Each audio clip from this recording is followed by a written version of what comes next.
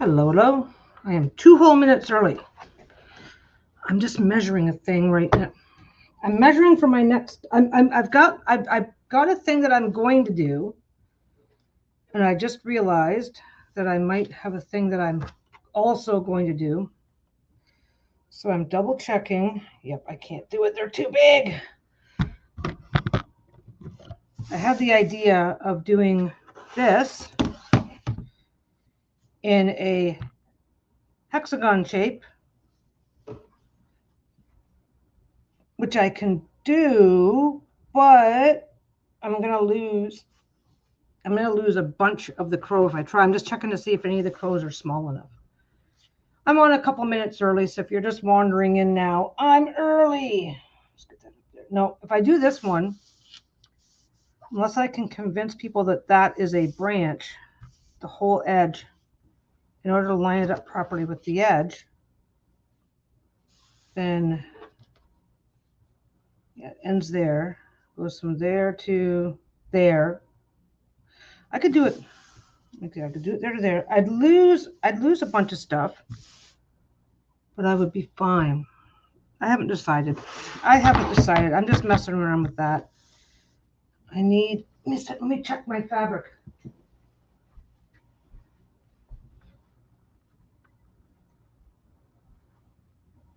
Put that there for a second too. This doesn't matter which. Well, I've got the other one already cut. I've got the other one already cut, but I used my AccuQuilt to cut some strips. So then when I came back, yeah, these are all the same. They just there's some slight differences because they're facing in different directions. Yeah, I found out I had a bunch of these left. I have I got a good deal on a bolt of this, so I picked up a bolt a long time ago. But I've also got these crows.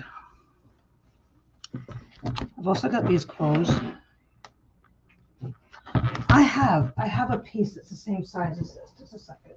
I think I can save myself some hassle.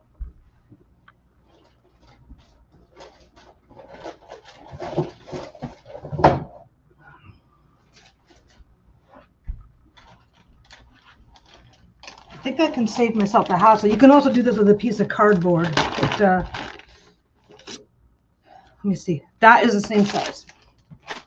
I can do it with a piece of cardboard too. This is just a piece of plastic. It was coincidentally a packaging. This is the exact same size. So I can set this aside. I can get a, I guess I'm setting it, oh, there's its package. I try to keep everything in its packaging. So if I'm doing this, I can set it there. I can get most of the crow in, but I'd lose a bit of his tail on the end. This one is way too tall, way too long.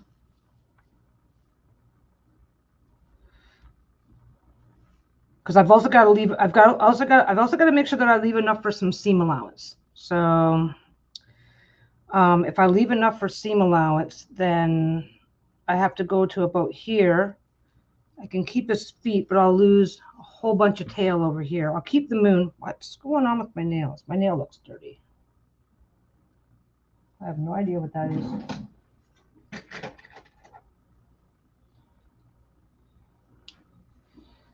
I do not like having dirty fingernails when I'm working on fabric. It just kind of grosses me out. Okay, I can force this to work. This is the one I'm doing today. I'm using this one today, but I know I've got more. That one I could change. I'm still gonna loosen. Okay, I don't mind losing some feathers, but I'll lose the feathers off the top. If I want to keep the feathers off the top, I can't. I can't make these bigger ones work. This is the one I'm going to be doing right now. Is it the last one? Okay, last chance. I think this is. Oh, this is a smaller one. This is slightly smaller. This is the one I was actually considered. Nope, I'm still going to lose most of his tail, no matter which way I do it. And you can't just do it. You can't just do them at a funky angle because you have to square everything off eventually. So much for that. So those I have a plan for. I have a plan for all this stuff. But I remembered that I had this, and I just grabbed it like 2 seconds ago. Like literally 2 seconds ago. So let's see. So now for this one, I can use a whole big piece of fabric, but I can go here and do spells and stuff. You guys aren't necessarily going to see it very well. Actually, this is going to be very, very useful in 2 seconds. Bear with me. Bear with me, and let's hope I don't make a big mess.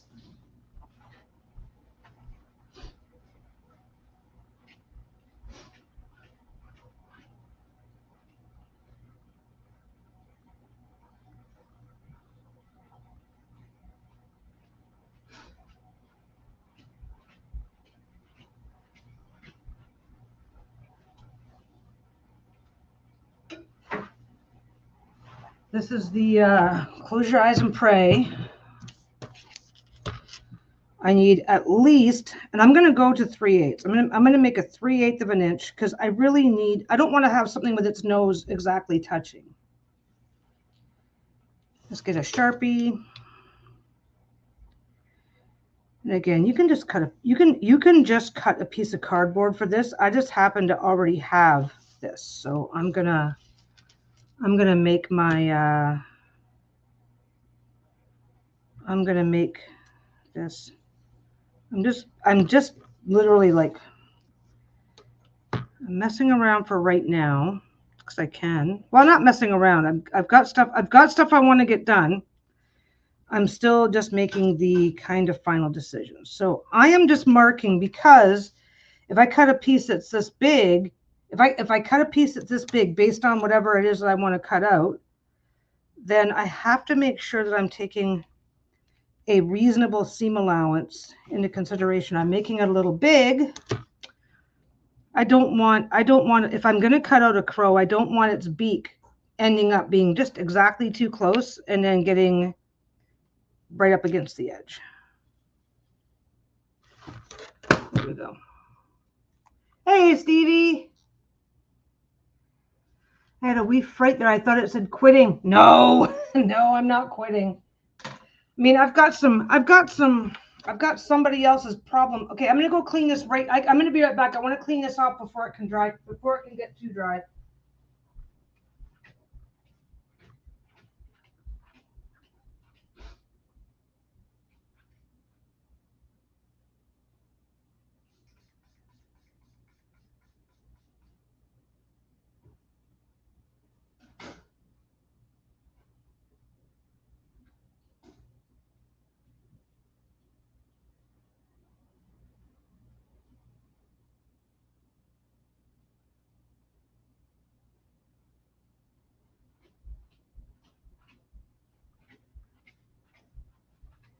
Here, I'll clean. By the way, Sharpie, if you get Sharpie on something, Erin Octavia. Oh, no, quilting. I'm working on quilting. If you get Sharpie on something and you spray it and wipe it quickly, wipe it right away with rubbing alcohol, it's not going to be as big of a problem. Now let's see. Sharpie doesn't stick very well to certain materials though. So I know it will stick to that ruler. So yeah, see, it's already, okay, let's get back. So it's not going to fit on the big ones. Now I do have some shop drama of oh, we're not going to do that. Hit my mouse and it goes, okay, you want to leave? No.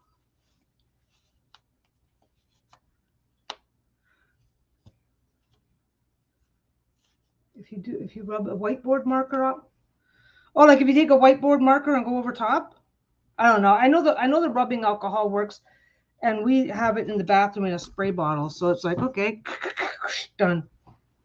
Anyway, so these panels, these crow panels are just not going to fit. I can cut a bigger hexagon. I don't want to.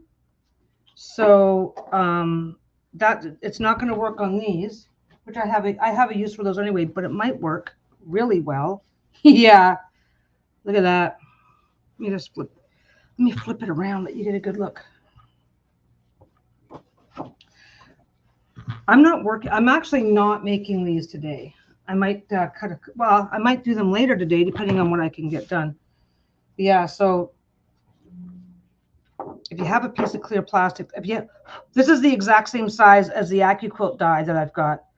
So if I line this up like that, it's going to be really easy to center it and get a really nice, everything inside the black will show up because I didn't just do a 1/4 inch, I did 3/8. That way if something shifts. They're all supposed to be crows. So I've got that one. That one will be easy. This one might be, oh, and I can go that way or that way, whichever way you want your points. Do you want your points at the front or the sides? And I've got just spells. I've got just for spells. So I can do that and that'll look nice. And I can go down here. This one might not look as nice. That one will look fine. I can go, maybe I can do it that way. So I can get the spell book in there properly, fully. I could either get the spell book partially in there or I can get it fully in there. Okay, so this is, I'm gonna do these later. I do have this one. Oh, this one would be really cool. I don't know if you caught I don't know if you guys caught my last video when I was starting on the quilt stuff. I'm doing a quilt and I'm not worrying about size and shape. So if I have 20-inch squares and 10-inch squares, I'll pick something to fill in any gaps. And this is a witch's broom. So if I end up with a gap, I could just come onto here and get the broom. And the broom, yeah, the broom continues. I don't think I have, yeah, I have the whole broom. I have the full broom right here facing in the other direction. So there's the witch's broom right there. It goes all the way there. If I have a witch's broom that's not quite the full thing, then I can use that. So if I have a gap, if I have a big piece here trying to connect to a different size piece here, and I need this to be a gap filler, I've got that. So I got to keep that in mind. Anyway, I did not realize until a couple days ago just how much of this fabric I had left, because this is a really nice fabric and it's perfect for reading cloth. So I've been hoarding it. I've been hoarding this cloth for a while now, and I realize I've got a ton of it. So that's going to be a thing. Today, right now, right this minute, I'm just doing something really simple.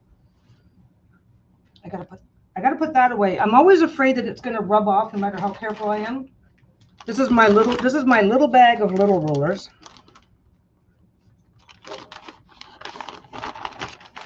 So that goes there. It can all stack up. I'll put it all away later. Eventually, one of these days.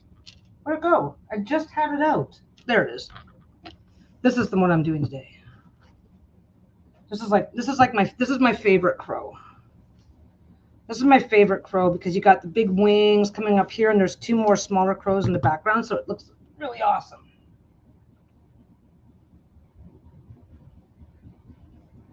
Anyway. Yeah, this is going to be essentially a summer of quilting for me. Take my time, making some fun stuff. So I put my shop on vacation mode. I did not quit. I am not quitting. The shop is not going anywhere.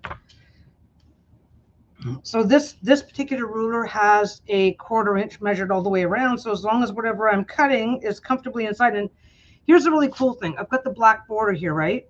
As long as I know that it's going to be inside my edging, as long as I know it's going to be inside the seam, I can go off center. I can go over there just a little bit.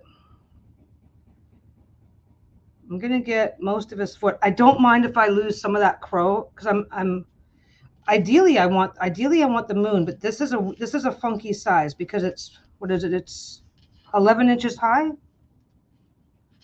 It's 11.5 inches high by 1, 2, 3, 4, 5, 6, 7, 8, 9.5 wide.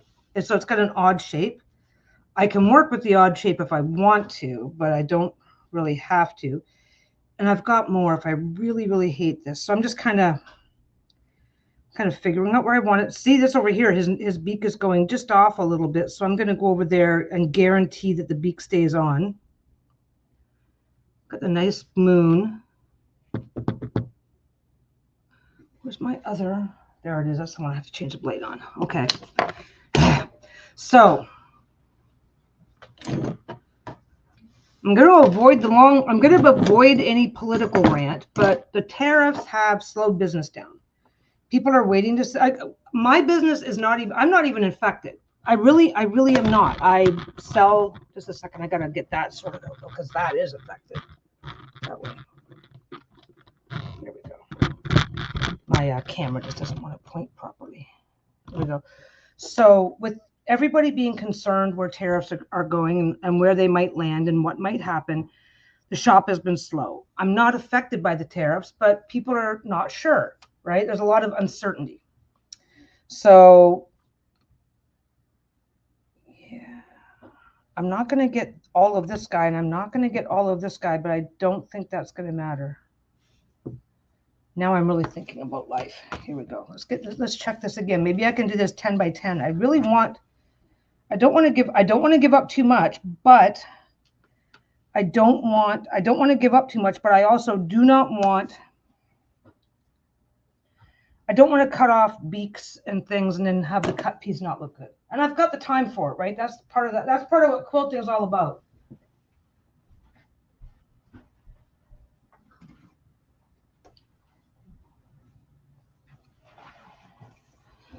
I know, okay, I can use these lines to figure it out, but since I've got the schmancy shit, I might as well double check with it.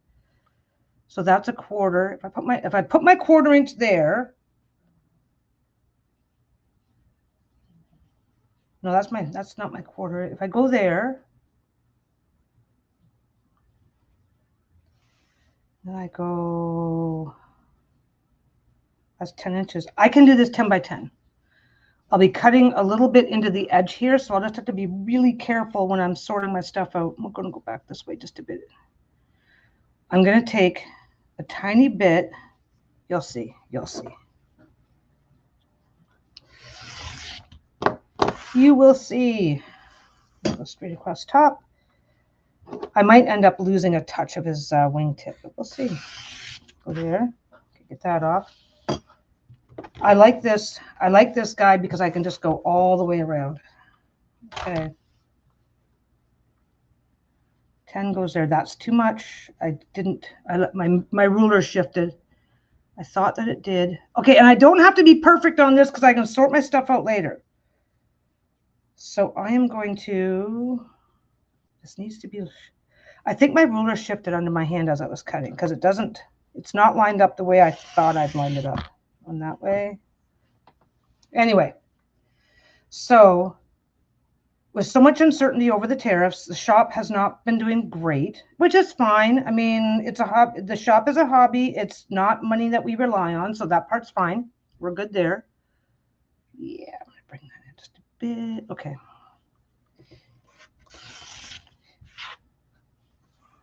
I already know this side here is a little too wide, a little bit too wide. So I'm just going to bring it in a little bit more. It's going to be slight. It's going to be almost exactly 10 inches, but I don't want that. I don't want that little bit there. I want it gone. I want it to be slightly under, which is fine because I can, the way I make these, I can kind of adjust for that. This isn't going to be even affected until the very end. No, it's going to be affected right away. Okay, so I got that. Since I got the 2 dark colors on the very inside, I'll start with dark colors. So that's what I've cut out. Hey, Jenny, how you doing? Anyway, so the tariffs have made things confusing for a lot of people. So sales have been down to begin with, which is totally fine. Tariff stuff is getting sorted out. People are starting to realize the drama about tariffs is starting to settle down. So people are like, okay, this is fine. So then what happens is Canada Post, the Canadian Post Office, is going to be in a strike position as of next Thursday. So I'm just kind of sitting here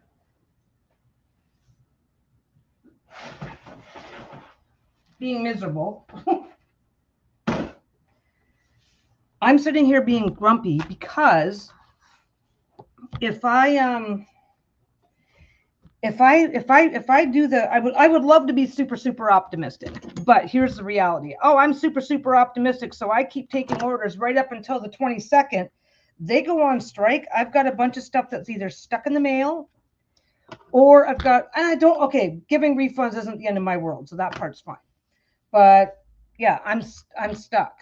And if anything is stuck in the mail, it could be, and here's the fun part, all the economists and professionals that are watching this are estimating, they're guessing, nobody knows for sure. Nobody knows for sure, but people that are more invested in this shit, I'm like, for me this is like a intellectual argument at this point. Anyway, I'm making a short story long just because I can. There is some very real concerns that if they do go on strike, that it's going to last for up to 3 months.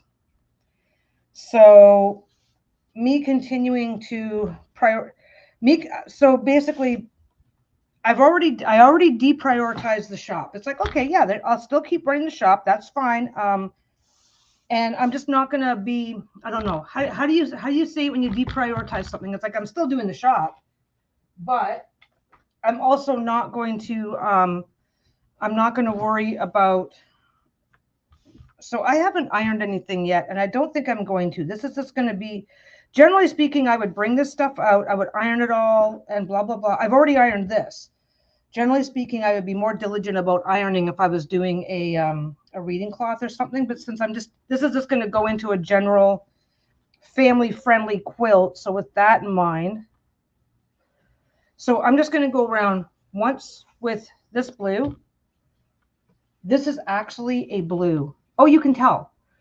In the right lighting, this looks really black. So I'm going to go around with, yeah, see, look at it looks, these are night colors, right? And this is a moon.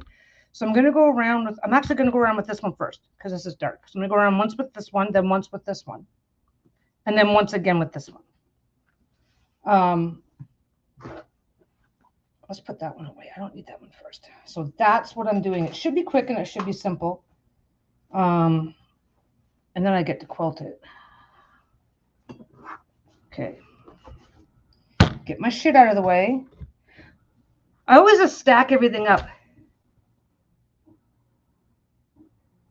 Yeah. Exactly what Jenny said. Don't have orders in limbo for 3 months. Now here's the good news. If anybody's interested right this minute or wanders in later, Lisa is completely unaffected.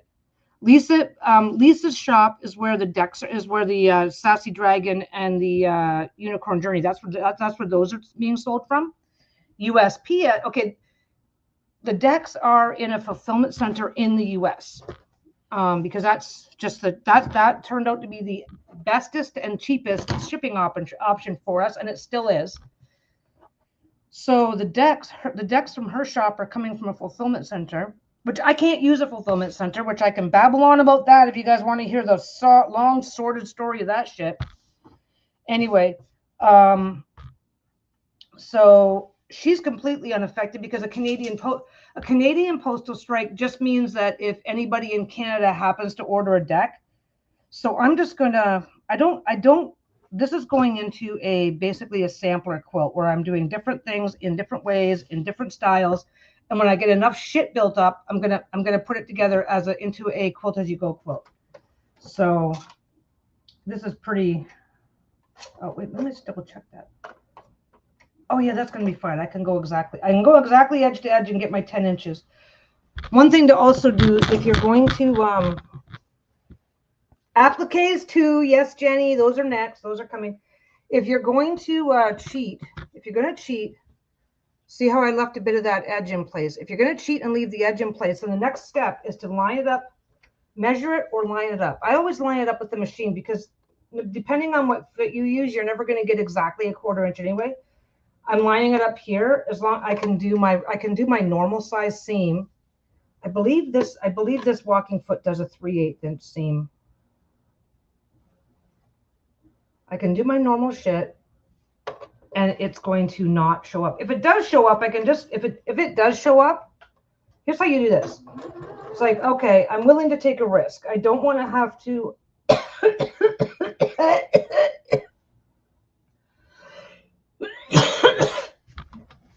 I'm willing to take a risk.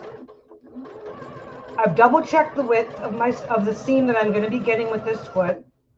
This is the I'm not trying too hard foot, right? As long as I'll get a consistent seam all the way around. So whatever consistent, whatever space, whatever changes happen, like if it's 3/8 instead of 1/4 inch, blah blah blah, it'll be consistent. So it's going to be it'll be fine.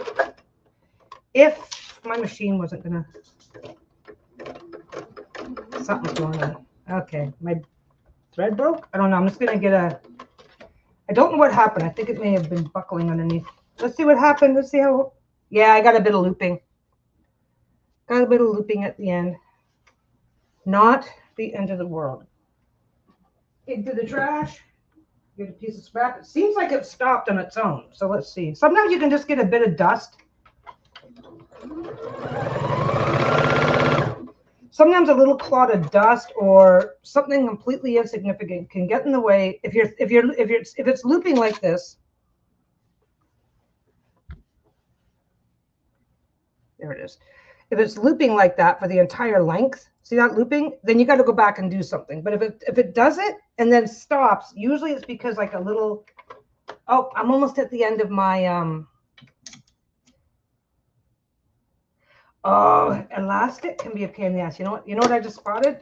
My bobbin's almost out. So when your bobbin's almost out, the tension, it's not holding properly onto the spool and can sometimes just get weird. I wanted to finish it. I'm not going to leave it, but I wanted to finish it so that I can set it down, not have to agonize about anything. I can take my time. I don't have to panic. I do another test stitch. But yeah, every now and again, it can be like that. I usually find that it's best to either open the machine up or blow it out or whatever, rethread it. Yeah, this is fine now. It was just at the end of its bobbin and getting finicky. And now I can take my, there it is. Anyway. So yeah, I'm going on vacation mode. I still have to take this thread out and redo it, but now I took the hit of a crappy sewing line, knowing that it wouldn't cause too many problems, so that it would at least hold everything still while I sorted out what was going on.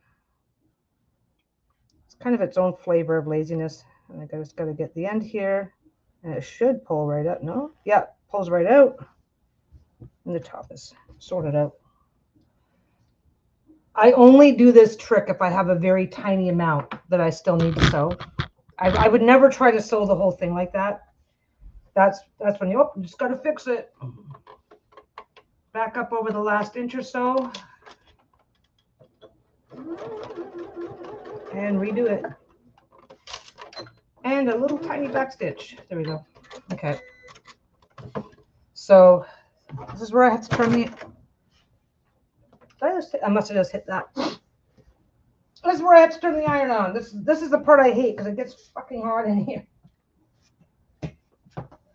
Come on. I'm just being lazy. You know what I did? I've got like a big indoor-outdoor extension cord. I happen to have it already. I didn't go out and buy one. So what I've done is I've just hooked some Velcro to hold this plug onto this. So this is for my iron. I do not like to leave my iron plugged in. It's just not. I don't know about anyone else anywhere else, but I don't like leaving irons plugged in when I'm not using them. So I can unplug the iron and still keep the cord. But since I was already using that cord, since that cord was already something I was using, it was super easy for me. So got a bit of mess. I'm not going to try too hard to trim too much. That's just the loose threads. That's just the loose threads from stopping the old one, starting the new one. And again, if I was doing this for sale, I'd have done it a little bit differently just to keep everything cleaner and the lines cleaner and whatnot. But I can take a few shortcuts. I am not going to be concerned. Anyway, cut that. Swing it around and cut that. Actually turn the iron on would be very, very helpful. Okay, anyway, so that's really the short of it for the news. All the political stuff that's been like annoying the shit out of me for the last 6 months, that's pretty much all done. It really is. Most of it's done. But now the last thing is potential Canada Post strike that we have to worry about. So that's the last step. But because it's possible that it could last for up to 3 months, I'm just going on vacation mode. I don't want stuff stuck in the mail. And what I'm selling, okay, like just to clarify, if I were to take a tarot bag, I forget what I'm selling them for. I think I'm 20 something Canadian. I don't know what your prices are. It's 20 something Canadian to buy them, right? So I'm taking a $20, I'm taking like a $25 tarot bag, and I'm putting it into UPS for like $28, $29. It's just not worth it. I mean, I suppose if anybody wanted something badly enough and wanted to contact me and that whatever, but I don't think anybody wants that bad. I don't think anybody wants a little inexpensive bag that badly to pay more in shipping than the bag is worth. So so this had the seam right here. So I just give it, since now the iron's on, I'll just give it a quick zap. I'm gonna go that. I gotta blow my nose right quick though. I'll be right back.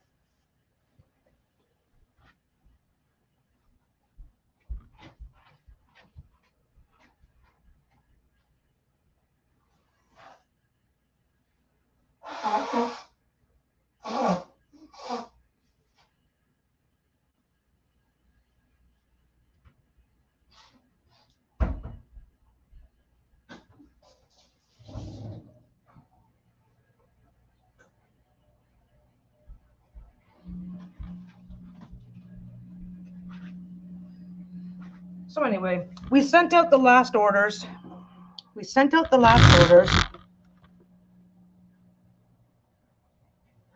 Oh, okay, let's see. I mean, she must do it because I ended up stitching it long ways instead of just stitching across it, especially because it was only 5 millimeters thick, and because it was, underwear panty elastic. It had like a frilly bit too, so it was just being a pain. Yeah, that's like,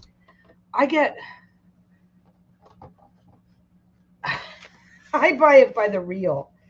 I buy 3/4 inch thick for the pocket pouches and 1 inch thick for the wraps. But yeah, waistband elastic is much better for that type of sewing. And they do just as well for, waistband elastic can come in like as little as 1/4 inch, but it's a heavier elastic, so it's got a better, okay. That goes that way. I should have kept that piece of junk up here. I need a stitch leader. I'm going to throw it back over there. Do it all over again. Oh, there's a piece. I need a stitch leader so I don't get my corner. You know what I could do? Do you know what I could do that's even better? I'm not doing any fancy stitches today. That pops off. I got to pop that out just for a second so I can open this drawer. I always forget this. I do. I literally have to remind myself. Okay.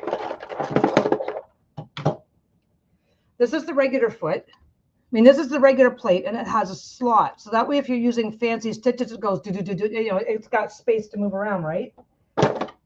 This is for straight stitching, and it's blocked, so you can only do straight up and down stitching, which means that you are less likely. I just have to take this. This does not have to come out for any reason other than I need to open that drawer. Get your needle a little bit higher than what you strictly need it to be. Oh, come on, what's going on? There we go. If you're using, once you get this lined in, you got to use a little bit of force to press down, but getting it lined up is like no pressure at all. There you go. Because those plates come off.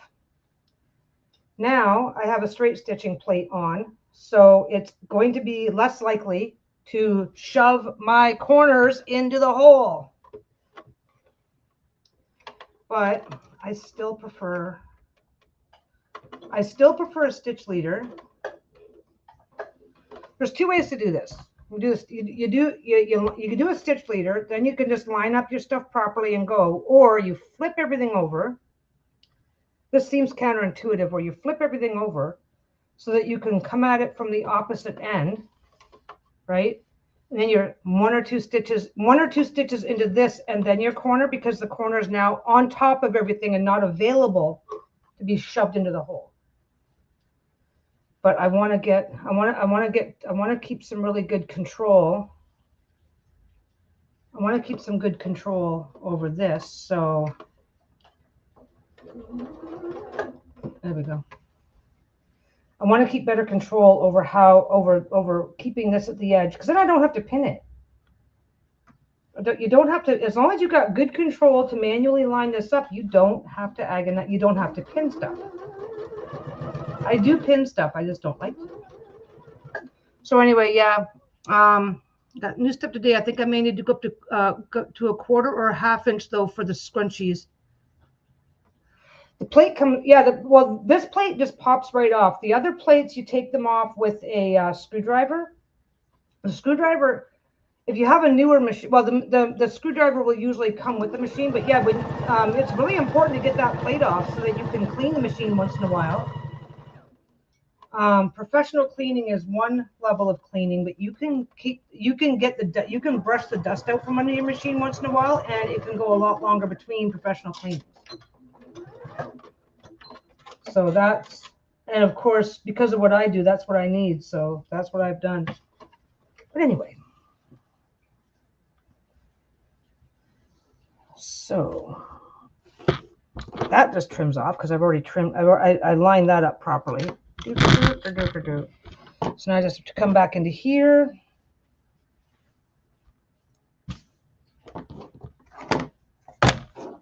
Basically, I'm leaving this folded because it's nice and flat. Hasn't had a chance to shift at all. My poor machine. Yeah, always losing thread down there. Oh yeah. Oh yeah. Yeah, every time I lose a piece of thread. My other machine's really bad for that. Okay. Bad for it is relative, because this machine, I pull this out.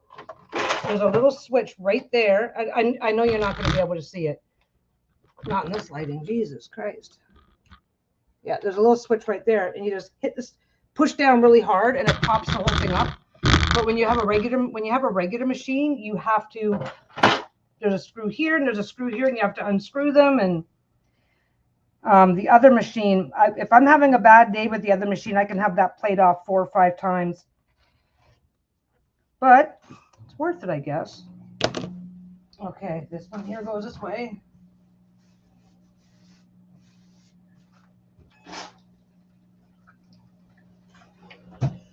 And iron it open. Move on to the next one. Check, double check on that. Double check on that cheater spot there. Double check on that. Make sure it's not going to be in the way. It's not. Oh.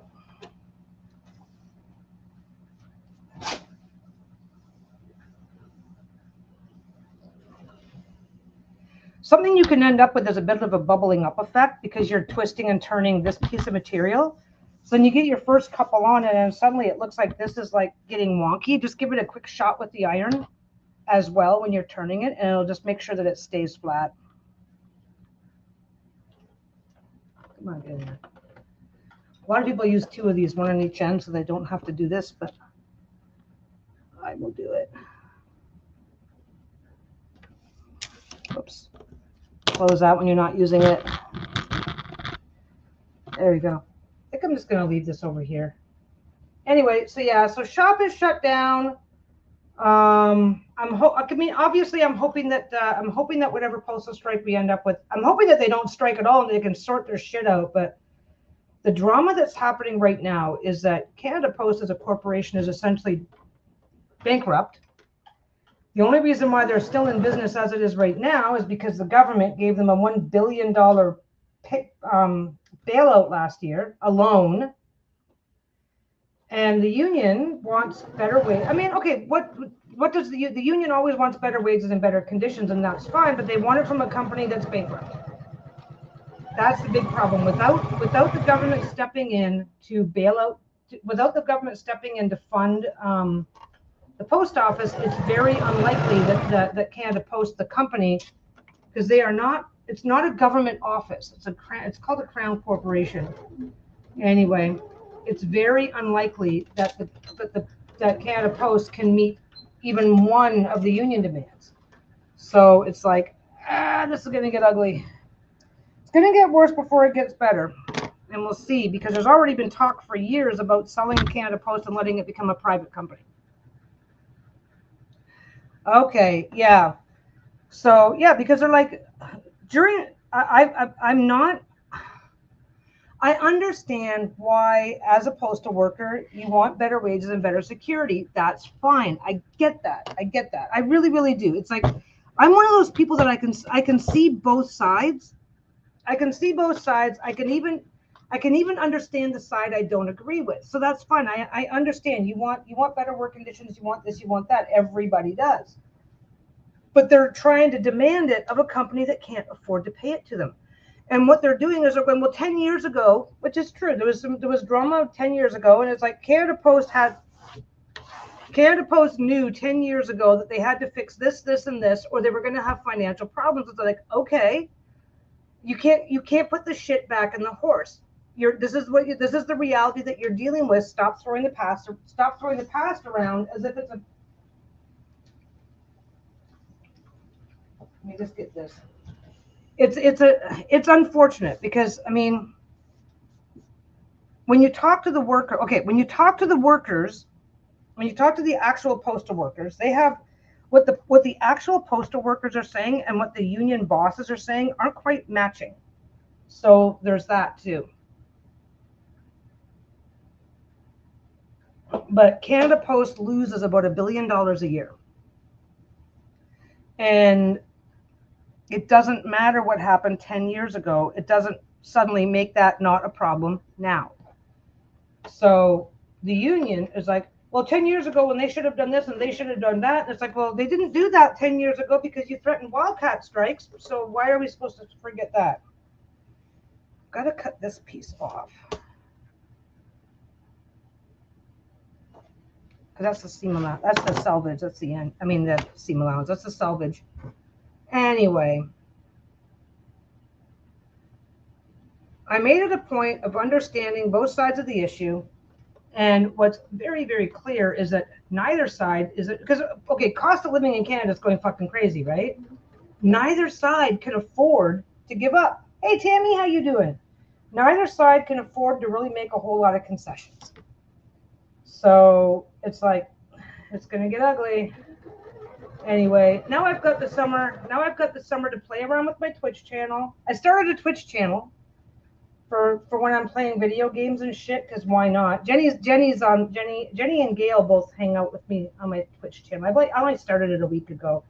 It's a baby channel. It's probably going to stay a baby channel.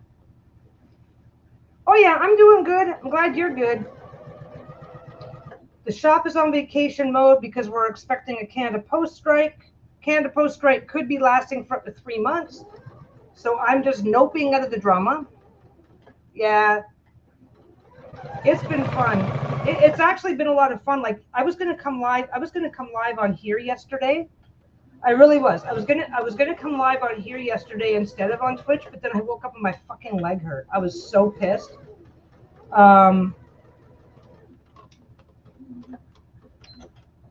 Like I've got a fucked up leg and it hurts from time to time, and that part's fine. But usually most of the time when my leg is gonna have a flare up, I know it's coming. And this was like a surprise, happy Monday. And I'm like, fuck. I was so bitchy. Good thing Lisa wasn't home. But yeah, my leg was a mess. And chilling on the couch is obviously physical. It's kind of hard to describe. Yeah, my leg it's doing a lot better today. My hip is still a little achy, which is not a surprise. Usually when I get a flare, something decides to hang around for a day or two. But I'm pretty much, my knee is back to normal. But yeah, I was gonna come over here and do a sewing video yesterday. And like I said, because how much, I think I've been on Twitch like every day for the last week. I don't think I've skipped a day, which is why I wanted to come here which is why I was going to come over here yesterday. It's like, nope, forget that.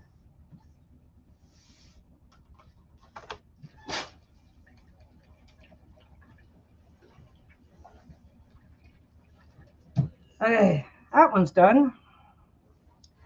This is like the simplest. This is the simplest one to do. This really is. It's super simple. Something you have to. I don't know. I don't know if you guys are going to be able to see this or not. But because my center patch is so big, sometimes this can look like it's puffed a little bit out of shape, just because of all the manhandling. So it's fine. There's nothing going on in this. What I have to be aware of, because what I'm going to do is yeah, Sparks1_1 on Twitch. That's my channel. So what I'm going to be doing is I'm going to have to make sure that I just put a little tiny bit of tension when I pin it down, because I do not want to, I'm using just a polyester batting. I do not want to have to quilt the center. I do not want to have to quilt into the center. So I'm trying to avoid that. What is that? So if I can avoid quilting into the center, then life will be very good. So this is where I stop and check. Because if I fuck something up, I don't want to double check. A little bit of his toe is off the fabric. Everything else stayed on. The sides didn't show up. So this is where you inspect your center. This is where if you're doing one of these simpler guys like this, make sure you stop. Make sure once you get your first layer on, make sure you stop and inspect your work. Last thing you want to do, because don't ask me how I know this. Do not ask me how I know this, but the last thing you want to do is get on a roll, do the whole thing, and then go, oh shit, I forgot to double check my spacing and my whatever. Because yeah, I've rage quit a couple of projects in my day. Absolutely. See, I'm just here to teach you guys what to. I'm not here to teach you guys how to sew. I'm just teaching you guys how not to make my mistakes. I think you could, yeah. I have a thing where I can put in a little bit of text to send a notification. So obviously it must be there. I have no idea. I'm brand new to Twitch. I am brand new to Twitch. Don't know shit. So I'm just chilling. I mean, that was one of the things Lisa and I talked about. It's like, if they go on strike for 3 months, what the fuck am I going to do for the summer? I'm only going to do so much sewing. I can't sew for the shop. This is the big adjustment. This is the big adjustment that I'm making. I'm not going to be sewing for the shop over the summer, because if this turns into some super extended nonsense, then I'm just going to be super frustrated about sewing shit just to throw it in a pile. So we were like, what am I going to do? What am I going to do for possibly the next 2 or 3 months? And here's the thing: we don't know what's going on with any of this stuff. If this drama keeps up, if we're still dealing with tariff drama, taxes drama, yada yada yada drama, I might just take the summer off, even if the postal strike only lasts for a couple of weeks. I have no idea what I'm going to do yet. But anyway, I started the Twitch channel because I already know if I'm not working, I'm going to be playing a lot of video games. And it's like, well, why not just, invite everybody to hang out with me. My hand is slipped. Where's my glove? Not in that pocket. I must have just tossed it on the counter. I don't know, Peggy. Why do you keep 500 gloves laying around all over the place? It's as if you just put your shit down and walk away randomly for no good reason. But anyway, yeah, I've been doing the Twitch things. It's fun. It's been fun just to be able to chit chat a little, not feel like you're just stuck in a corner staring at a wall. I like video gaming, but it does get really. Lisa and I game sometimes in the evening, but I like video gaming with other people, even if we're not in try hard mode, because God knows I am not storming the leaderboards, that's for sure. Anyway,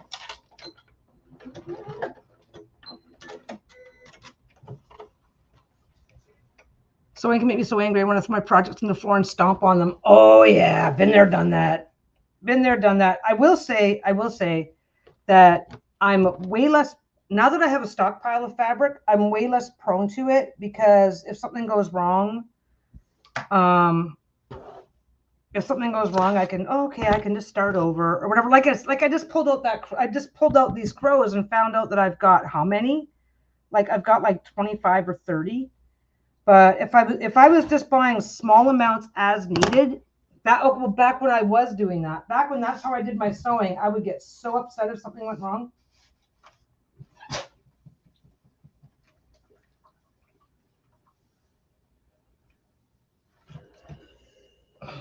But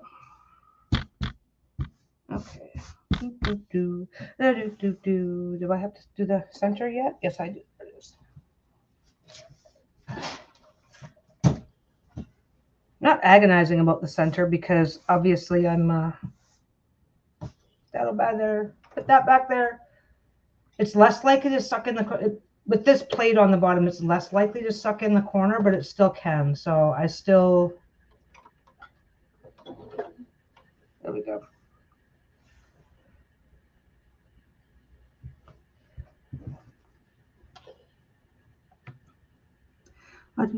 So what's everybody else been up to? I was on for except for like except for binging like crazy on Twitch. Oh my god.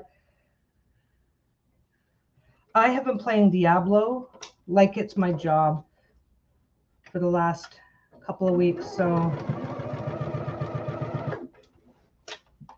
and Lisa and I were talking about, she's got what's called, she I don't know when and where she picked it up, but she ended up getting her hands on what's called a capture card. So I can also play any video game and just cast it to the computer, do something. So I can even be doing this with regular Switch games and stuff like that. But I don't have to buy a whole shit ton of stuff for my computer to be able to stream. Because we've got Switch, we've still got our Wii U. We've still got our Wii U and all of those games. So I could be doing those games too.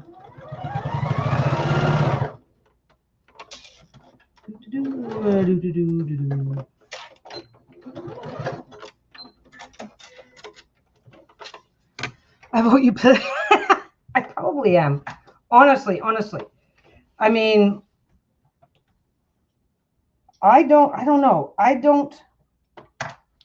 Okay, what's already happening now? It's like, oh, we're not on strike yet. The mail is already slowing down. If these guys are forced back to work with a deal that they don't want, it's going to take them a few months to. It's going to.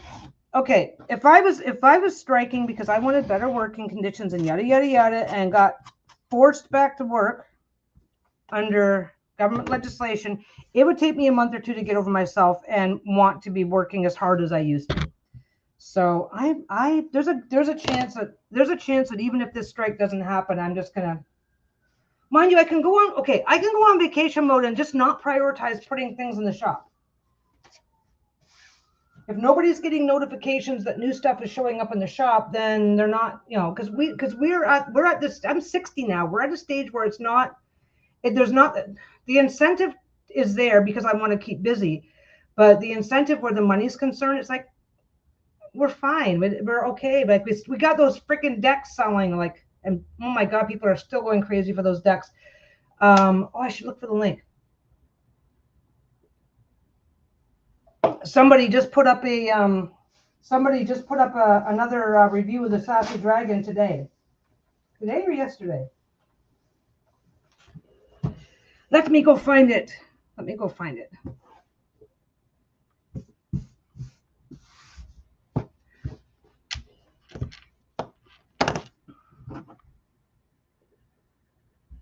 Yeah, it's not there. Let me go find it. Work has been very slow this week. I've been playing Disney Dreamlight Valley and reading for my book club, also reading for my Bible Gnostic Gospel study. I don't know if Lisa's doing Gnostic or not, but she does a Bible study every week too. Okay, let me go over here. I love reading and learning. I've watched a bunch of esoterica videos. I've found Soul Bloom and Alex O'Connor on YouTube. Lisa just pointed this out to me. I watched it. It was cute.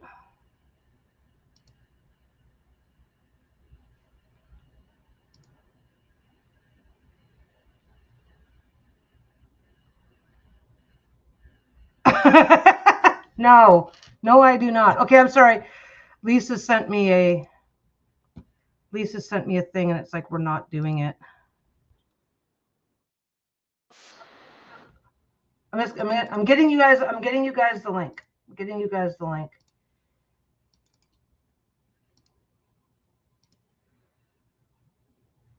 There we go. That's okay. That is just that somebody just did. Anna, the well-appointed mystic, 7 hours ago, just posted a walkthrough of the Sassy Dragons. She posted. She bought both versions of the deck. And her video is just talking about the deck and the deck pairings that she did with it. So I just thought, if any, I'm just full of myself today. Just a second. Ew. You guys want to hear? Okay. I'm going to tell you guys a story. I'm going to tell you guys a story while I continue putting these last. I'm going around once in the dark blue, checking my size, 15, 17. I don't think I need to go. If I go around the third time, I'm going to have a really large block.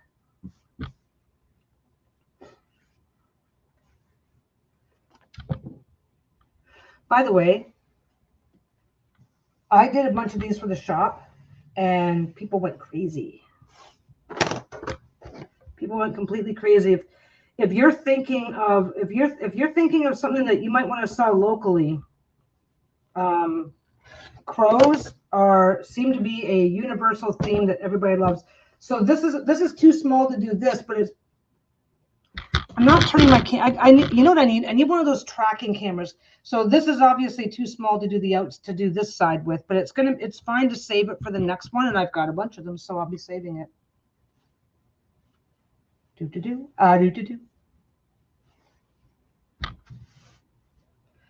I've got to start keeping track of my shit. Anyway, okay. So did I tell you guys? I told you guys that we got a table and did some vending at a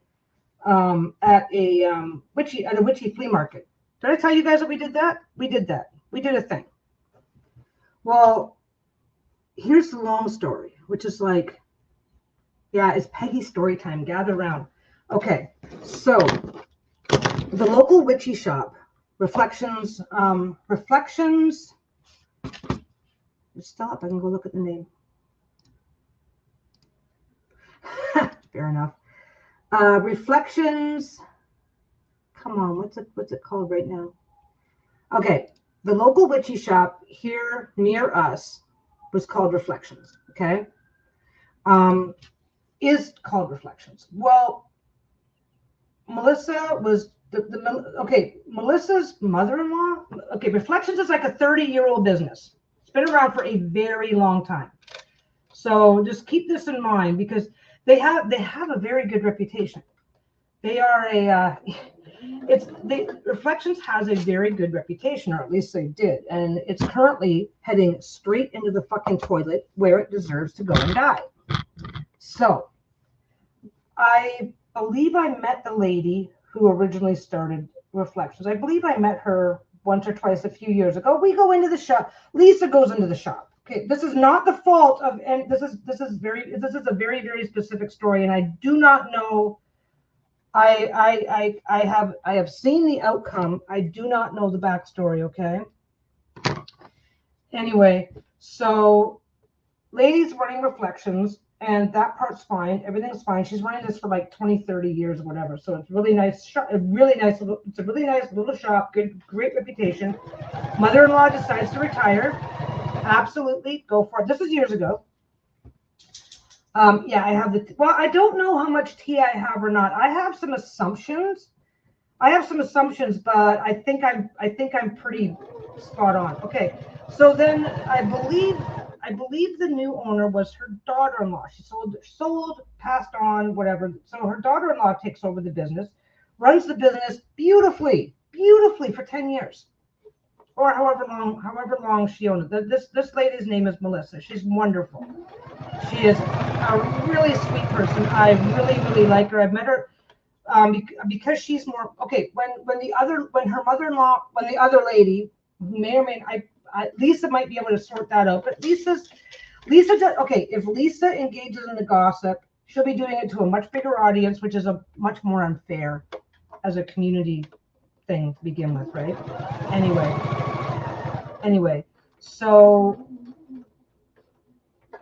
Melissa takes over, and right around that same time is when we moved into the area. So we both got to know Melissa and the shop and whatever a little bit better than a lot better than we ever did with her mother-in-law, just because of geography, right? Anyway. So Melissa buys a shop. Well, 10 years on, Melissa would like a break now, right? Can't blame her. So she sells it, and this was recent, okay? So she sells it, and I don't know if there was a reason for it or not. You know, commercial leases being what they are. I've got to go all the way up on this because there's a little bit of I got to go all the way up. There's a tiny bit of a bulge, and I want to straighten that out.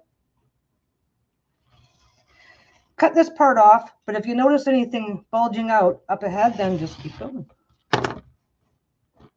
Anyway, I'm turning a short story into a long story. Really, this isn't all that involved. We know who these people are. We're not super close because we're not. I mean, Melissa's an absolute sweetheart, and I really respect her, but I don't know her that well.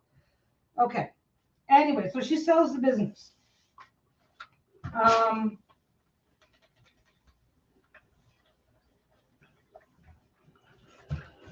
She sells the business because she's ready to do other things, right? Which is fine. More power to her. So this lady,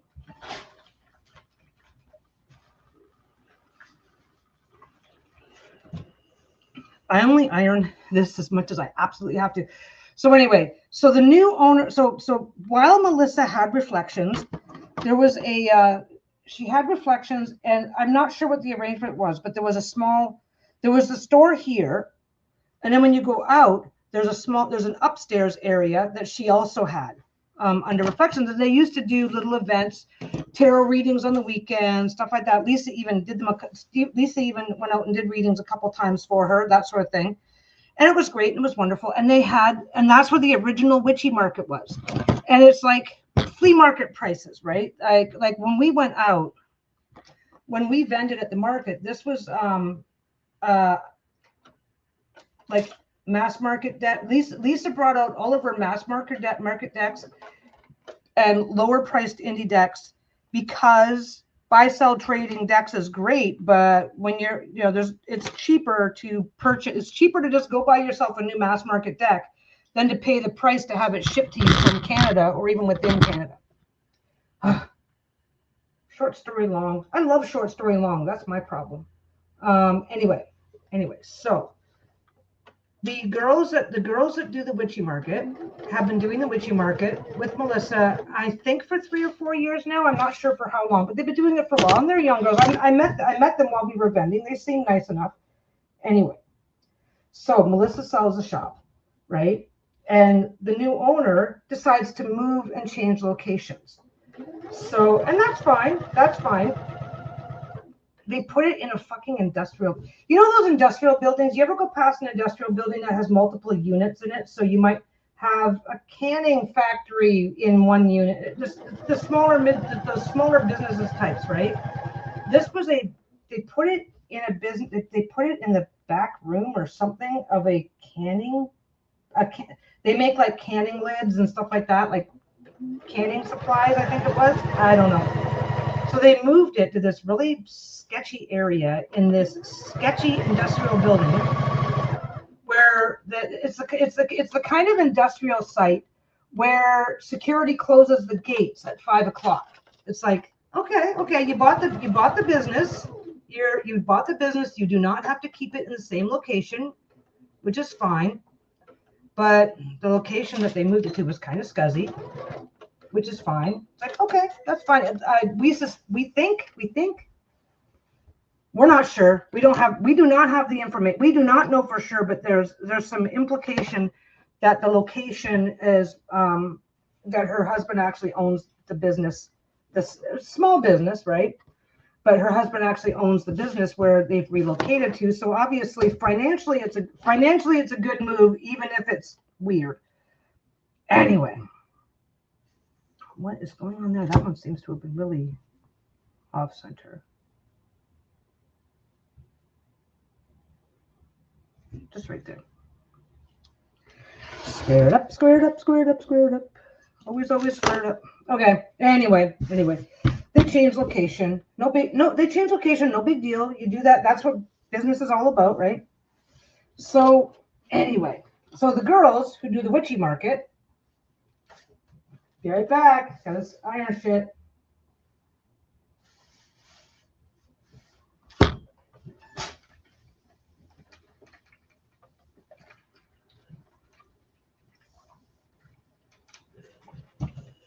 So the girls who do the witchy market, the only reason why a little bit of backstory on reflections is necessary is because so the girls who run the witchy market now don't have any place to run their witchy market from, right? Which is fine.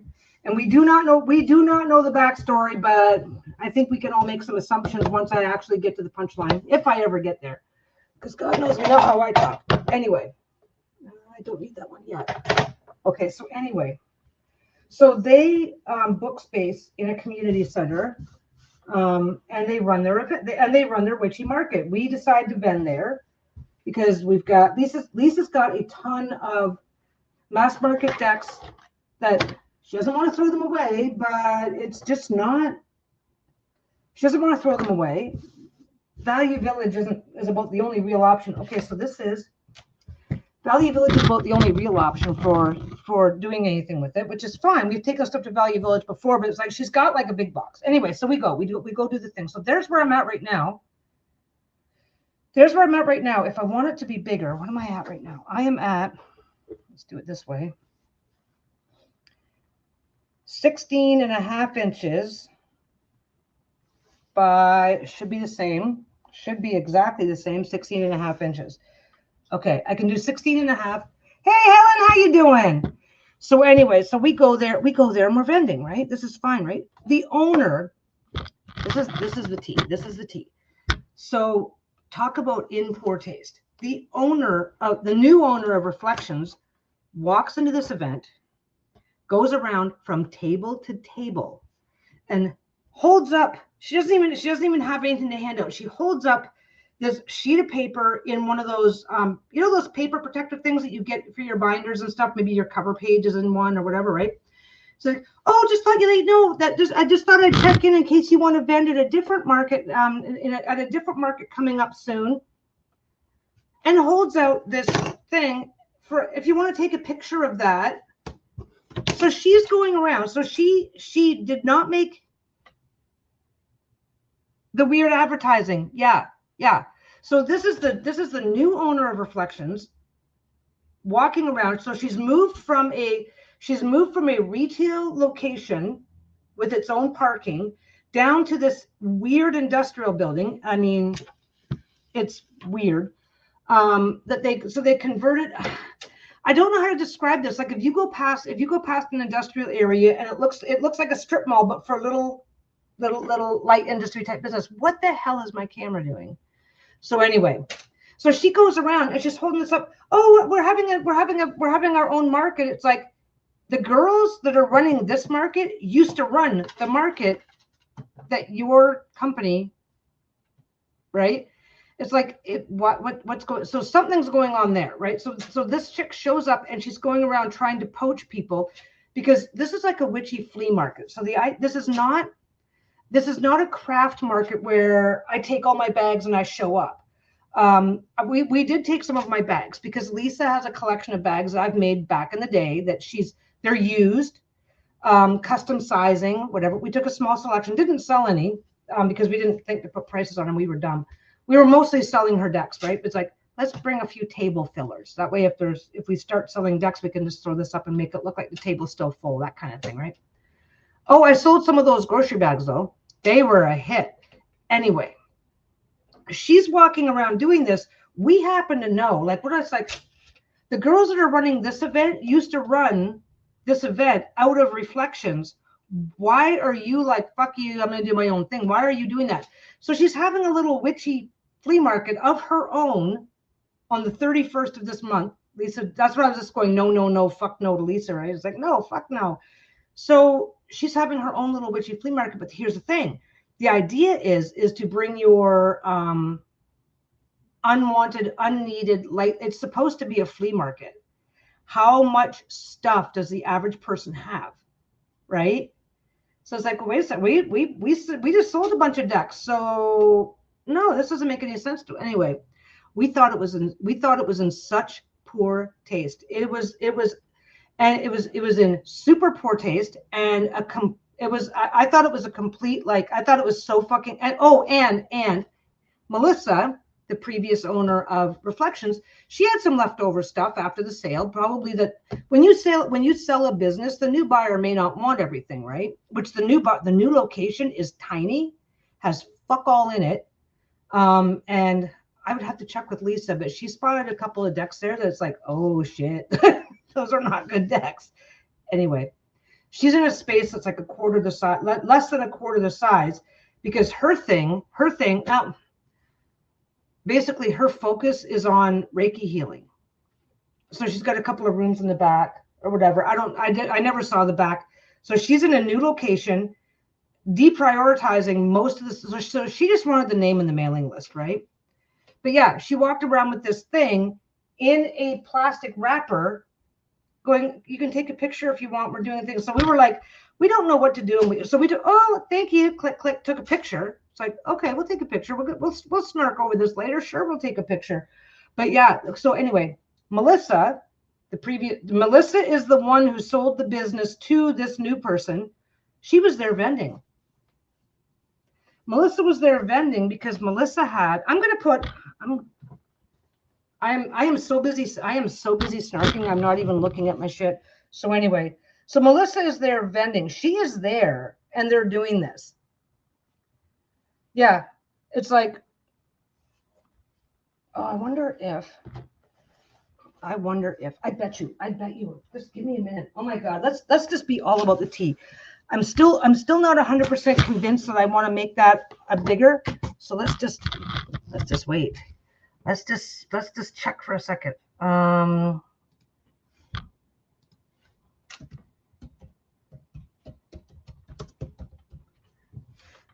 Oh, now it's Reflections Books and Wellness. That was not the original name. Yeah.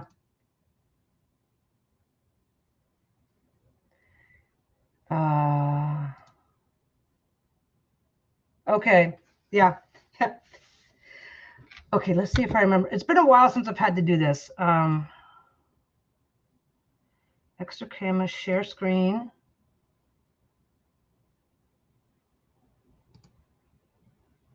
We were totally confused. Like, I totally get when one business sells itself to another, when somebody comes in and buys a business, I totally get moving locations. Like, I mean, you know, for all we know, the commercial rent was going to go up. We don't know the full conditions. We are not in the in group. Observationally, though, it's like, so let me see.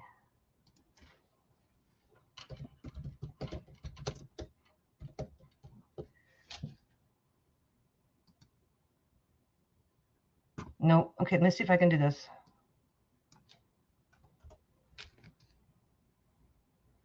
What else is in that spot?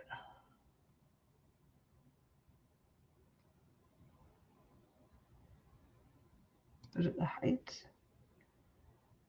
Okay. Let me just go to Google. Let me do the Googling. Maps. Okay.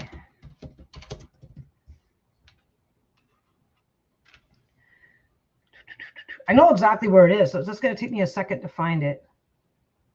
It's not that. That should be it.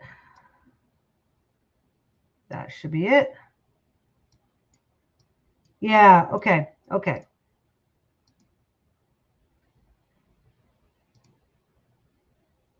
Yeah, there it is, because it's an old photo. Okay, let me just bring this up. Okay, so this is the original.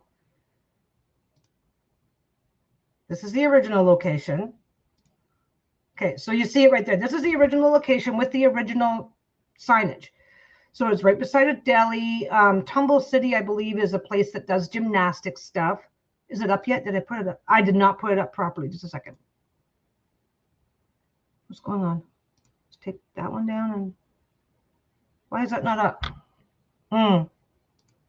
There we go. So there is the original location right there. That's the original location. So cute little storefront.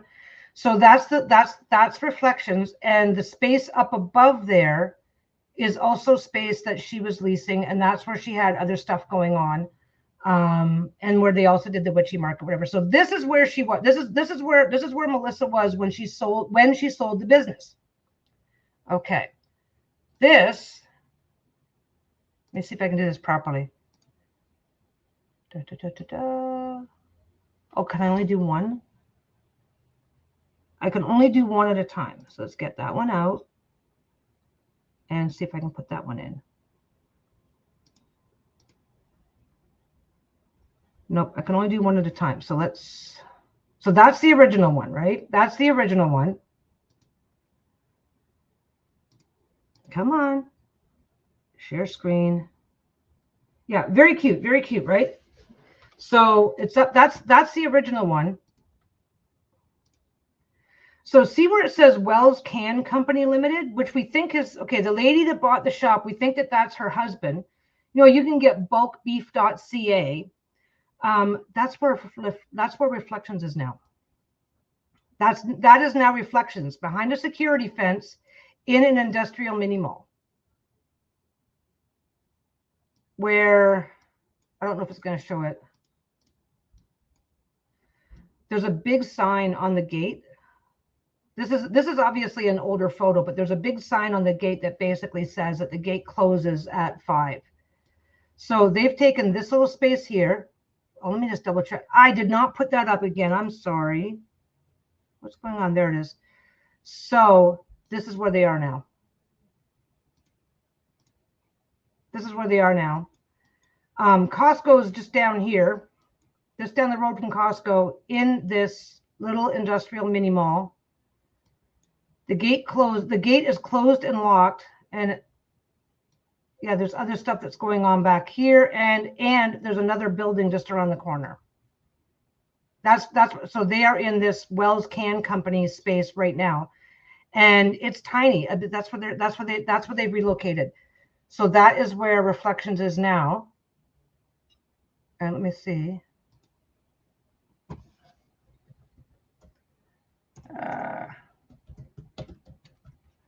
Yeah, there is. And now it's Reflections.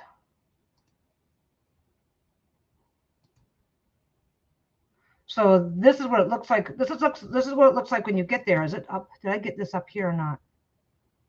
Yeah. So this is what it looks like inside. No, that's the old one. That's not the new one.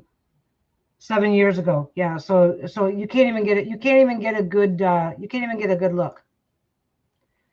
Now, where's my thing? Where's my thing? Is that it? Ah, there we go. I'm back again. It's hidden. It's out of the way. It's in an industrial mini mall that locks it. And so basically, if security comes and locks that gate. So if something's going on, and say your car breaks down, say your car gets a flat, and you're waiting for somebody to come and deal with it or something, you're screwed.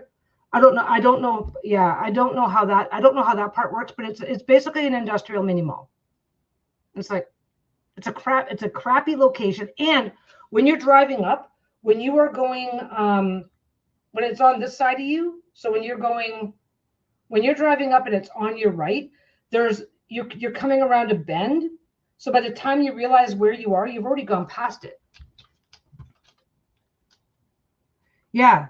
Yeah, no, it's so anyway. So this chick that runs it now. Let me see if I can find it. Let me see if I can find more about it.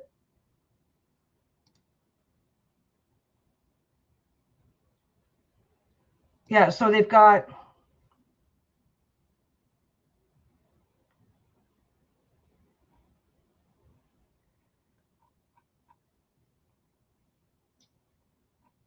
They've got 9 psychic readers working for them.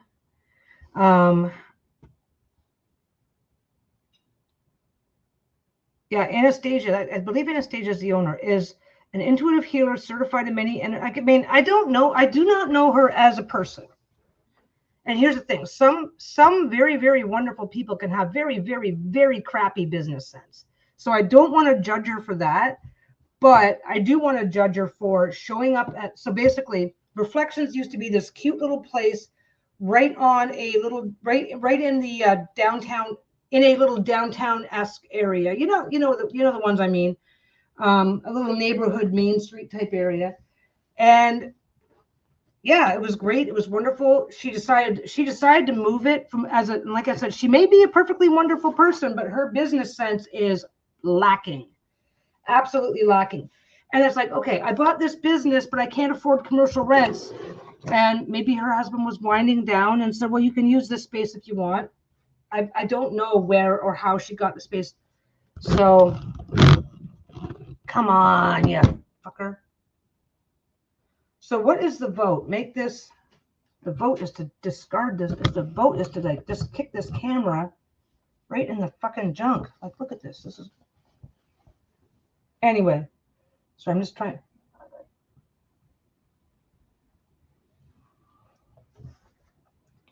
What the hell happened? It's not focusing. There we go.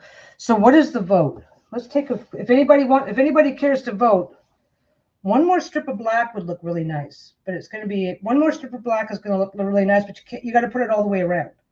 So it's going to make it like 4 or 5, almost 5 inches bigger. 17 and 5, 22. 22 is not bad. It's going to be, it could be the center. It could be the center. It'll be the center. It'll be the centerpiece of this. Anyway, so I don't know. I don't know how long, if at all, the new Reflections is going to last. But I've got my let's have the tea and be a little judgy, because it's just bad etiquette. And I don't know that you can blame lack of business sense for coming in. And like I said, like obviously she would have had an opportunity to find out a little bit about what Melissa was and wasn't doing with the business, because she was working directly with Melissa for a while to learn, okay, what have you got going on? What's this? What's that? Right. And yeah, it's hard not to feel really judgy about the lack of etiquette. Just, you show up at somebody else's event, wander up to every single vendor. Hey, we're doing this. It's like, it's just tacky. It was so fucking tacky. And the girls that ran the event made some sort of a comment. They put some sort of a post up on social media, basically like, well, I guess we're flattered by the imitation, but don't forget which one is the real deal, or something like that. So there's drama. Honestly, there always is drama somewhere, somehow. So I guess that's the thing. But it was just, I don't know. We went there once to take a look around. We're not impressed. Just,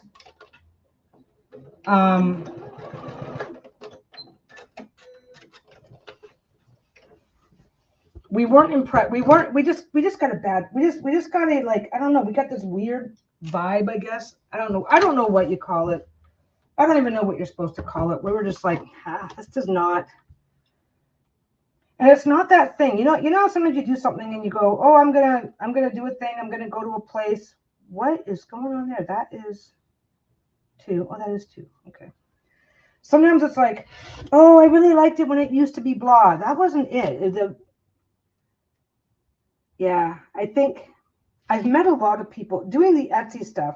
I've met a lot of people who think that Etsy makes them business tycoons, and she put off a bit of that energy. I'm a mogul now that I got my own business. I don't know. I know it's not very charitable, but I didn't really like her that much. But I guess I'm charitable enough that I'm gonna.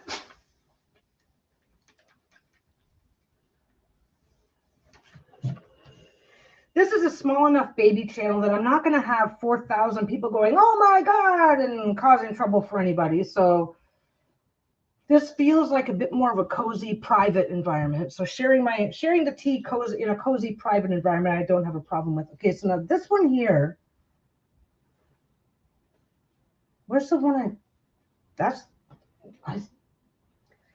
you ever sit down something and go, wait a second, which one was that again?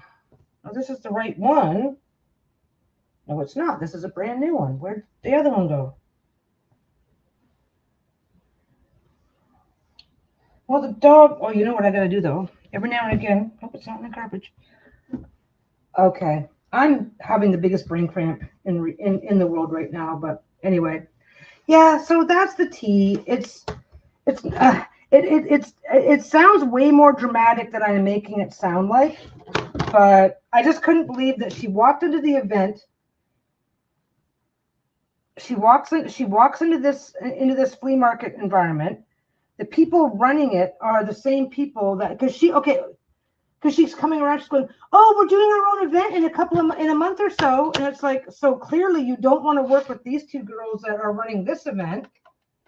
It's like, okay, so Lisa had that happen to her once, and I think that's probably why we got super snarky, super fast about the whole thing. When Lisa was teaching yoga, and this was actually fucking hilarious. When Lisa was teaching yoga, she was doing her own private classes, and she was just like, hey, is it okay, do you think I can rent your space for an hour to run a class at your location? And this is a thing that smaller tarot studios used to do this all the time. You would just, if they had a space, if they had a time slot that they weren't using, you could book the space for yourself and say, hey, I'm running a private class. Is it okay if I rent the space? Because she had contacted this person. This person was like, yeah, sure, not a problem. You can rent this space. It's a time frame that nobody else likes anyway, but it was perfect for Lisa's clientele. So Lisa's running classes. And then the studio owner realizes that, oh, Lisa's doing really well. She's getting more and more people into these classes. That's awesome. This is amazing. So instead of talking to her, she just walks up to her one day and says, oh, by the way, we're going to be teaching a class in this time slot, so we can't let you have the time slot anymore. You can have, there's prime time, right? There's like, oh, this date and time is always busy. This date and time, certain dates and times are just not busy when it comes to people wanting to go to tarot and go to yoga. And so they're like, oh, this Sunday slot that was dead space that we couldn't get anybody. We're going to start running a class during that time. But if you want, we can put you into this time slot that was a historically bad time slot. So basically, they waited for Lisa. They thought Lisa wasn't going to do any. They thought she was going to do shit. And when they realized that she was doing well, they decided that they were going to get her out and get their own people in and make more money for themselves. Of course, Lisa's class was all her private students. So Lisa switched yoga studios. Lisa switched to a completely different studio, and that studio was never able to fill up that time slot. They wasted it. So, and then they called her up. Like a year or so later. Said, "Oh, this time slot's available again." And she's like, "No, thank you." People that do that shit, that's just gross, man. But that's kind of what it felt like. It's like.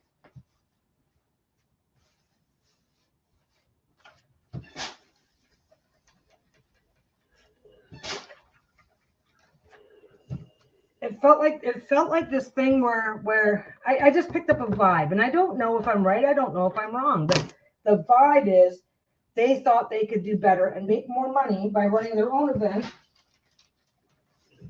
and just telling these girls to go piss up a rope. So really, really hilarious, and it's really hilarious. It's in super bad taste, and it's not going to go over. Melissa was very community minded, and still is. She's a very community-minded person. So the people that she's a very community-minded person. So the people that know her, the people that are like, yeah, I want to vend at your thing. They're gonna see it. They're gonna notice it. And this girl, this new girl is obviously very business-minded, but not very good at business. So It's going to be interesting to see how this works out for her, because getting a hold of somebody's, buying a business is more than just giving the previous owner a bunch of money and then raking in your profits. It doesn't work that way. You've got to, if you're gonna buy somebody else's business, you need to find out what works for them, what wasn't working for them, and you need to emulate that. You need to work with that. You can't just go, well, I've got the name now, so I'm gonna do all this and expect. And yeah, I have a feeling she's not gonna be around for long. I really do. Because I have a feel. I don't know. Anyway, that's the drama. That's the tea. It's not super hot. It's not super hot. It kind of feels a little warm for us, but it's kind of shitty that this is what Melissa's legacy got turned into. Well, Melissa and her mother-in-law's legacy. Like I said, I believe the woman was her mother-in-law. I could be wrong. I only met that lady like once or twice before Melissa took over. So anyway, but yeah. So a good witchy store has now been turned into a bad witchy store, and probably isn't going to be around for long. And the really sad part, there's a part of me there is a huge part of me that wanted very badly to go down and talk to Melissa, because it's like, I could run a shop like that. I could have done something and had a good time doing it, but she wanted, I don't know, maybe I should have. It's too late now, so it could have, should have, would have, but maybe it's a thing where I could have gone down and said, hey, I'll be your manager, I'll do this, I'll do that, I'll be the manager, you go home and just relax. But she was ready to be done.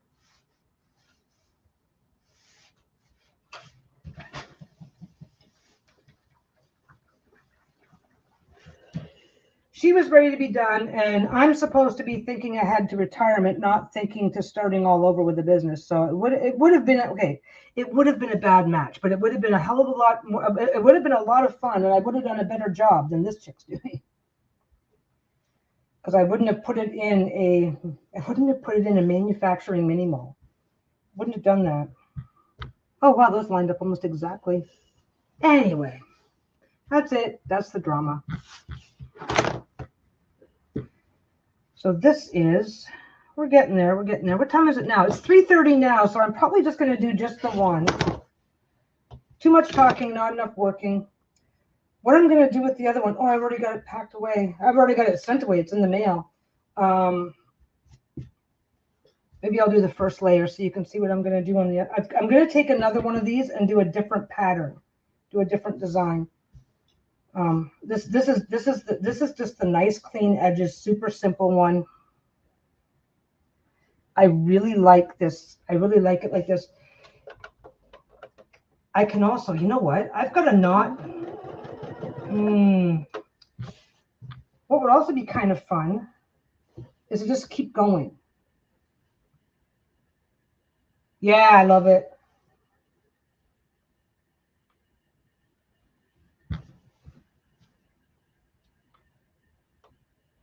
I hate using pins. So I didn't get good at this. Because getting good at this was the priority. I got good at lining this stuff up because avoiding using pins was the priority. Laziness can sometimes get you the biggest, a healthy dose of laziness can sometimes help you get really good at shit, because if you take the time to get good at something, then start taking a little shortcuts here and there. Okay, this I don't think I want to go bigger than this. I think this is probably as big as I want to go. I've always been tempted. Every time I do one of these, once I start getting this, I'm tempted to just keep going and see how big I can, and see, oh, will bigger look better? Will bigger look better? Like, like that, right? And then I always talk myself out of it. Come on, do everything.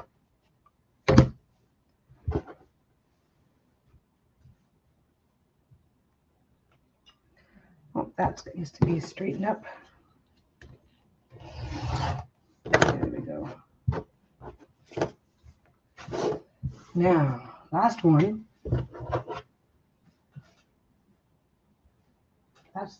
Is that the one I want? That's the one I cut. I already pre-cut the back.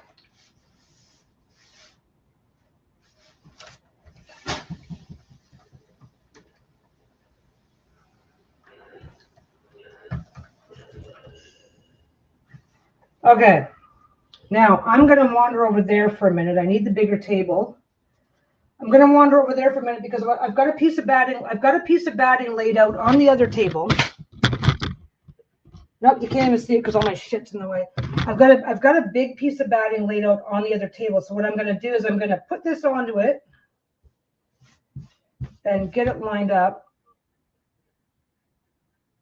And then I'm going to have to cut it to fit. Oh, and I got to iron this first anyway.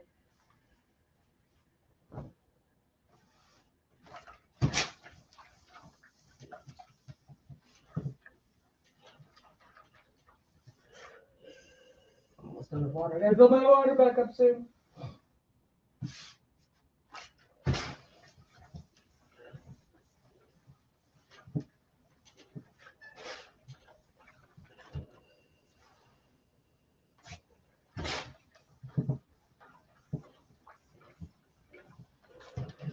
I gotta double check this. Did I make it big enough?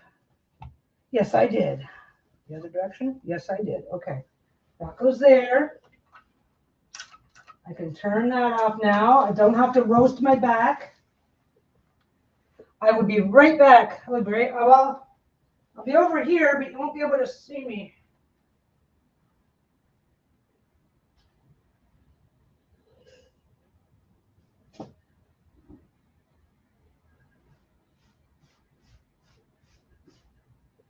Oh, okay, I can come back. I can come back right away. Because this is pretty closely lined up as it is. So I thought I was gonna have to like do the whole thing. So this is pretty easy. Where's my pins? There's a pin right there. So this does not need to be like super. This does not need to have a ton of quilting. So I am just going to pin everything down right here. I just hope everything stays in place.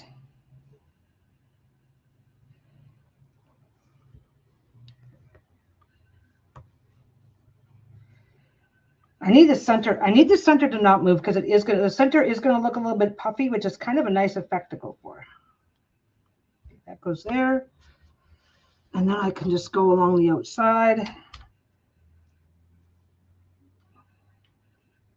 It's a two-step method.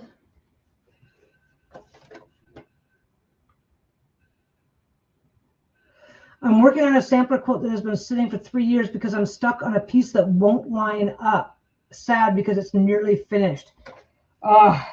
That's so frustrating. Here's my, my problem is if I start to work on something and that much time goes by, I will never finish it. I get so impatient. I have developed this really bad problem of not properly closing my, I have to put this in sideways. I've developed a really bad problem of not closing my rotary cutter properly. Rotary cutters are safe as long as you use them properly, but if you are like careless enough, you can cut your finger like really bad. I never have, never want to. Oh, no, this is fun. Okay, so I'm going to do this at exactly 2 inches.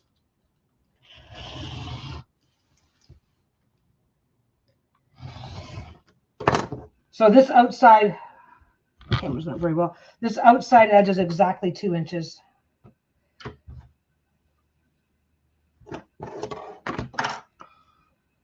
It's okay if some of this moves a little bit. I don't need to do anything with that just yet.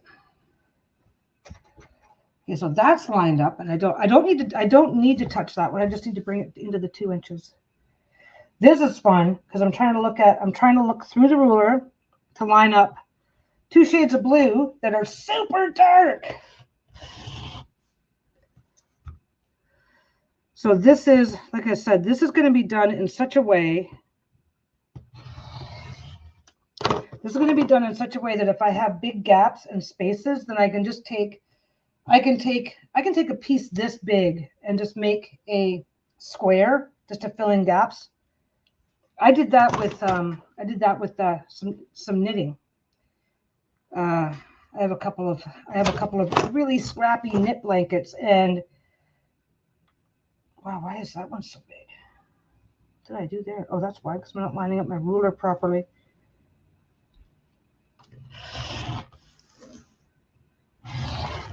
Now I have to double check the last one.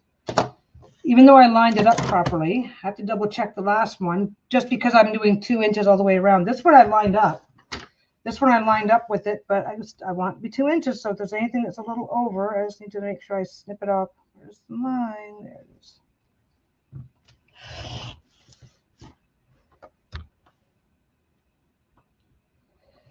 There we go.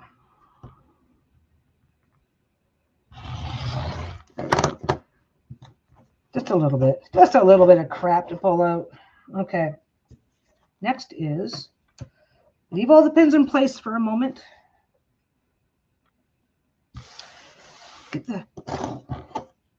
Close the rotary cutter so I don't cut my hands. It's really easy. You know what it is for me? It's really easy to be lazy about it because I'm wearing a glove that will I'm not like slamming my hands down or anything. So I'm wearing a glove that will almost certainly slow things down enough. I don't know if you were here when I was working on the other one, Thursday, Friday. I only need an inch for the fold over. I only need an inch, but I'm leaving it like this so that I don't have to worry about fraying. I don't have to worry about anything fraying or moving. So now this is pretty simple. Just get all the way through to the back and pick up that backing piece as well.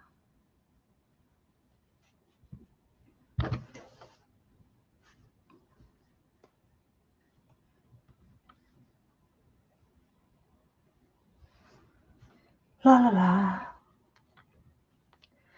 Honestly, if it's a sampler quilt, then you've got so many options. As a matter of fact, if it's a sampler quilt, then just do a cheap little half square triangle and force it to fit. I mean, and don't forget, if you have a really interesting fabric, you can use an interesting fabric in place of a really good block, and nobody will, unless they're a fellow quilter who feels invested in making sure they know what you've done right and wrong. The regular Joe Schmo won't know anything. Oh, let me go get a fabric. I'll show you something.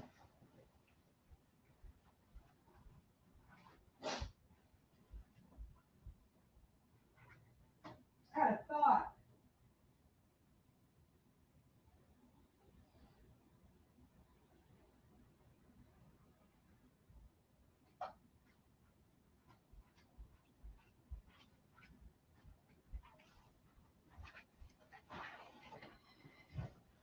If you get a fabric like this, then you just cut it to shape. This is the same idea as the cheater quilts, right? Cut it to shape and then just make sure you go around each hexie shape while you're quilting, and it's gonna look pieced even though it's not. So you just cut it to whatever shape you need, add it in, and then just make sure that when you're quilting it, you just go around each hexie and you're done. You're done. That's I noticed that the other day. And I noticed that one the other day. And if I have depending on what kind of gaps I've got and what kind of color patterns I want to fill things in with, that's probably one of the ones I'm going to use. Okay. Come on, get up there. Okay, so what I'm doing, get where I want you. Jeez. So I'm just repinning to get to the back. I'm just repinning to get all of this to connect into the backing piece, right?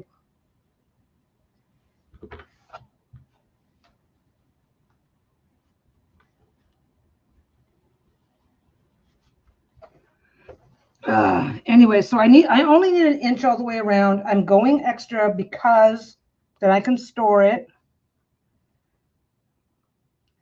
Because if this stuff up here frays, then instead of cutting this at an inch, I'll cut it at 1.5 inches. So like that's what? Okay, that's 2 inches. So I'll do that, right? But if this piece starts to fray, I'll be trimming it and it won't matter. I can get exactly the size. I can get this exactly the size that I want it. If this frays, then instead of going lower, I can just go all the way. And so I can, I'm sewing all the rows together. They are on a diagonal and one section won't quite join at the seam. I think I will hand stitch it in place, then sew it. That'll work. Honestly, whatever works, because I will tell you right now, anybody who's going to look you in the eye and say, oh my God, I can't believe you fucked that up. It's like, oh my God, I can't believe I'm never speaking to you again. Or, oh my God, show me how you do it. I'm not usually a dick about it. I'm just like, okay, well, I don't. Noted. You don't want me to ever give you a quilt. Thank you for letting me know. Okay, this is simple. This is going to be really simple. I'm putting in the extra pins because, well, I'm being a little bit lazy about the pinning because I'm using my walking foot, which is going to get me through a lot of this stuff without bunching it up and pushing it around. But I do need to make sure that nothing's going to get under here. Look underneath and make sure nothing's been folded. Like if this gets a fold in it that goes all the way under, and then I sew it in, it could end up looking like, depending on your material, it can end up looking amazingly obvious. Anyway, so I'm just going to do stitch in the ditch. I've been using black, working on the darker colored stuff, and I'm doing a thing. I'm not going around in circles. I love the effect that this does in the back. I should get one in there. Yeah, I should do the corners. I'm not used to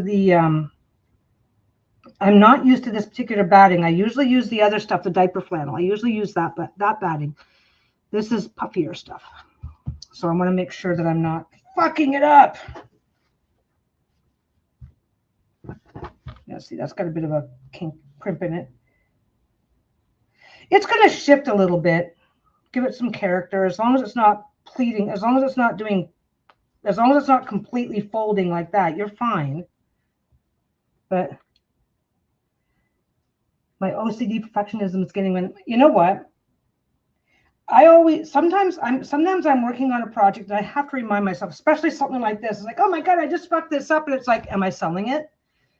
That kind of keeps, okay. But then again, if you're not selling it, if that's not something that you're already doing, then it's not a very good conversation to have with yourself. But it's like, I always ask myself, what am I doing with this? When it's done, what am I doing with it? Because like, I've got a little project where I need to make my dog a new quilt. My dog loves to sleep. Anytime there's a blanket on the floor, one or both of the dogs tries to claim it. And the one that I've got I've got an old one that I keep on the floor now for them, but it's way too beat up. That should be fine. That should be fine. Okay. Center's a little puffy, which is okay. It's okay for the center to be a little puffy. That's supposed to it's kind of supposed to be that way. I just want to pin it so that it's not going to go anywhere. I think I do want a couple extra pins. Okay, that's why there's none there. Pinning does not have to follow any particular rule, as long as the shit you want pinned down is pinned down, and just soft touch, soft truck. Yeah, it's for me a queen size quilt. Okay, so basically, here's my solution, okay? If there's anything on this quilt that has a definitive up and down, make sure that, imagine where it's going to go on your bed. Imagine where, if possible, imagine where this is going to go on your bed, and make sure that that corner is in the spot you're not likely to see. And then it won't bother you the same way. There's that piece I was looking for. Remember, so I put that piece down. I don't know where it is. Blah, blah, blah. Okay, now I'm gonna make this really obvious so you guys can see what I'm doing. I'm gonna be stitching in the ditch all the way down, right? But when I get here, I'm gonna stitch in the ditch all the way down. But when I get here, I gotta pull this back just a little bit. When I get all the way here, I'm gonna go all the way down, and I'm gonna start. You do have to mark this. You don't have to mark it where the actual ditch lives, but you do have to mark it. This is just chalk. Washes off right away. Got a ditch there. It's gonna. Okay, this has a ditch going all the way down. So I'm just marking all the things. So I'm gonna do the center. So basically, there's a system. I'm gonna do the center first. On all four sides, the best way that I've found to keep this from being a pain in the ass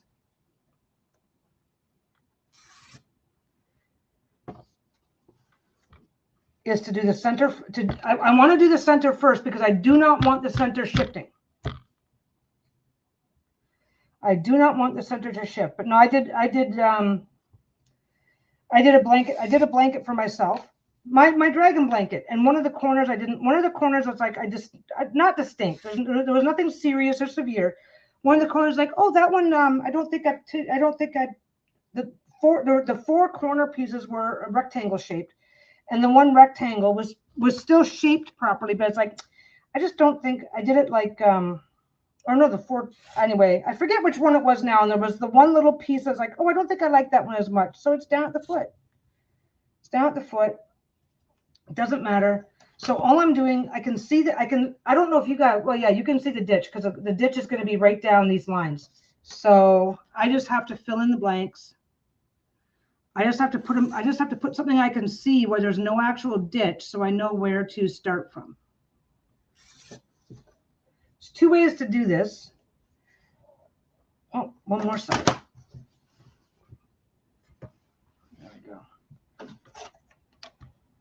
Get that up a little higher. There's two ways to do this, and depending on what your comfort level, because this is one of the easiest ones you can do. This really is. As far as the pins are concerned, you can use safety pins. You can use these. These are quilter's pins, which means you're not going to stab yourself. That's the washi tape. I lost my one tape measure. I'm gonna have to actually clean up in here. Oh, there it is. I was looking for this. Anyway, this is chalk and it gets a little messy, but the main line stays behind. And I don't use this though. Like if I'm doing this for the shop, I don't do this. I have like, I can put a little bit of washi tape or something on there, but I did that one too. I don't use the chalk the same way. I will sometimes use a chalk, but then you got to sit there and take the time to clean it all off. It's gonna be a pain in the ass. Yeah, there is a, you know what? There's a line there, but I can't really see it. So go all the way down.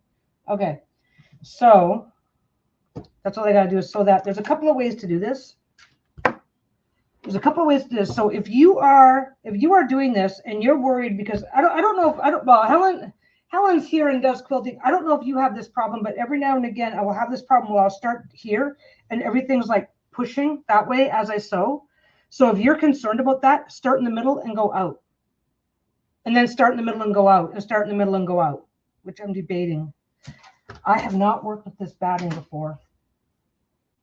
Okay, I've worked with this batting before, but not on something that's, I did one of these before where I worked with this batting, but I wasn't doing anything with straight line sewing. I should be fine. This is a walking foot, and this foot exists exactly for this kind of stuff. But look at that. Look over there. Lisa's blanket's all messed up. She's got to take better care of this stuff I make her. I'm going to have to yell at her. Anyway, yeah, I'm going to go. Okay, I'm going to take a chance because this is just for a quick little sampler quilt that I don't have to be. I'm going to be invested in it, but I don't have to be invested the same way.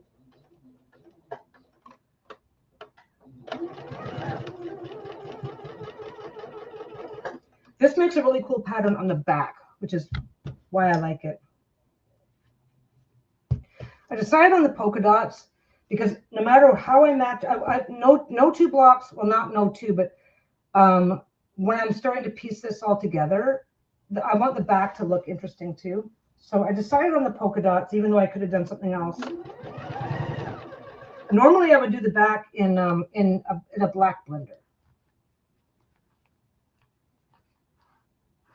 Oh, I don't use lofty batting, anything too large, I send it to get quilted. Well, I don't even know if I'm going to use. I want this to be like an eclectic, whatever. But I like the lofty batting has been fun. Not gonna lie. I want to get more practice using it. Here's the thing that's going on. Okay, I've got the summer off because the shop. We have a potential postal strike, and if they go on strike, there's a really good chance it's going to last for about 3 months. So there's that. So this is going to be the summer of quilting, and one of my problems when it comes to quilting is patience, slowing down, working with different materials, yada yada yada. So this is my opportunity to do to get some practice with slightly more precision work, different battings. I've used this batting, but only on a couple of projects. I do my quilt as you go method though, because this entire block is finished. I just have to attach it to the. I just attach it to the rest of it and then go. So there's a huge advantage there. So what I do with this though is I do the center first, because if something is going to push offside. You sound like you don't need this information, Helen, but for anybody else who might be hanging out. I just like to hear myself talk. So,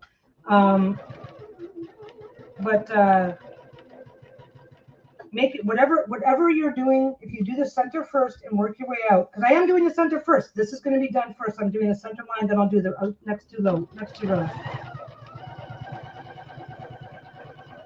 I could just do this one, then this one, then this one, but you know, I like stabbing myself with pins. It's fun.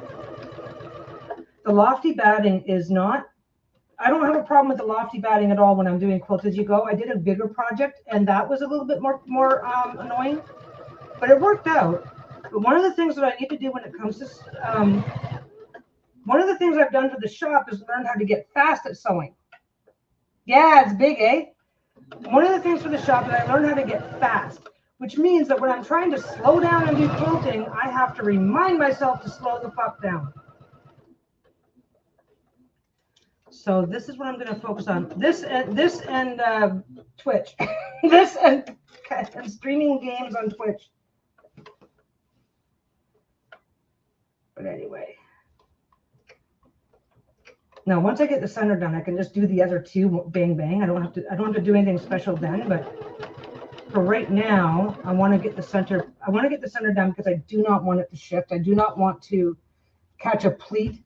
Basically, a pleat is where if something happens and it folds up on itself and then you end up sewing through it. And you're more likely to get, if you work from the outside in or left to right, then top to bottom, you're more likely to create that. I don't care. Okay, if a pleat happens in this darker fabric, it's not going to be the same problem as if it happens in the middle of the freaking crow.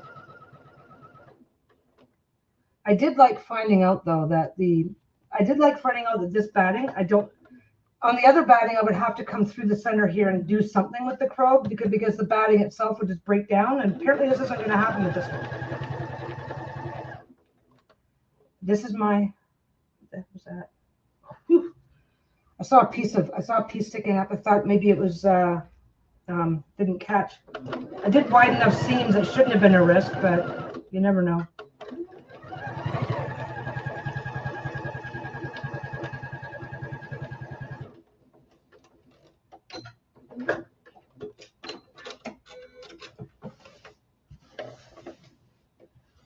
last one? Did I already do this one? I already did that one. Okay, so this is the last one, and then the center is secure.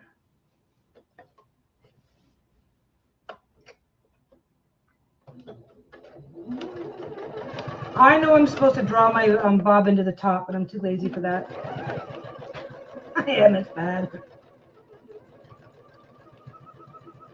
But yeah, my goal this summer is to work on some of my quilting skills and to work on slowing down. That's been my biggest thing.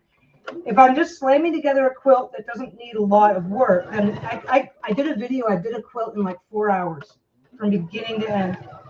But you know, this takes 4 hours to make one of these properly. It can take, well, I came on at 2, so 2 hours.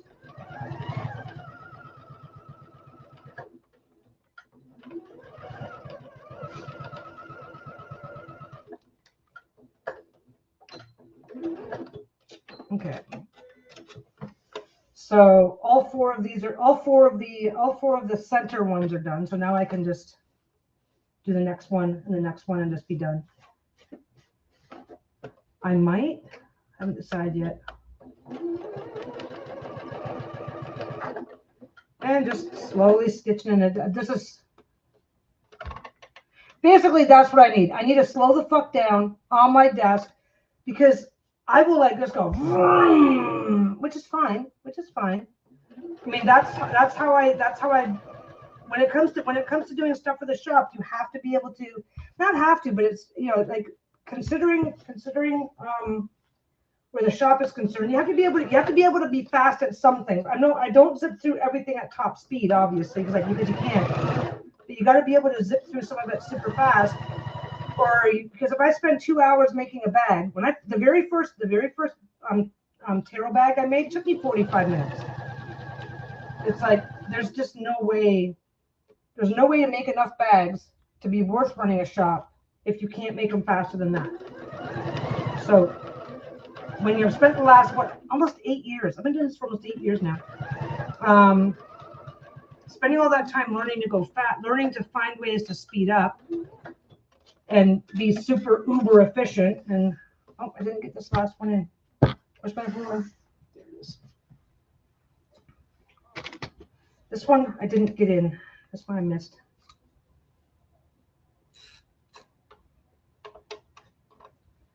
Not the end of the world. Not the end of the world if I have to eyeball it, but I prefer not to. Back up to the top. Oh, hey, let's take that pin out that I just ripped out on the way.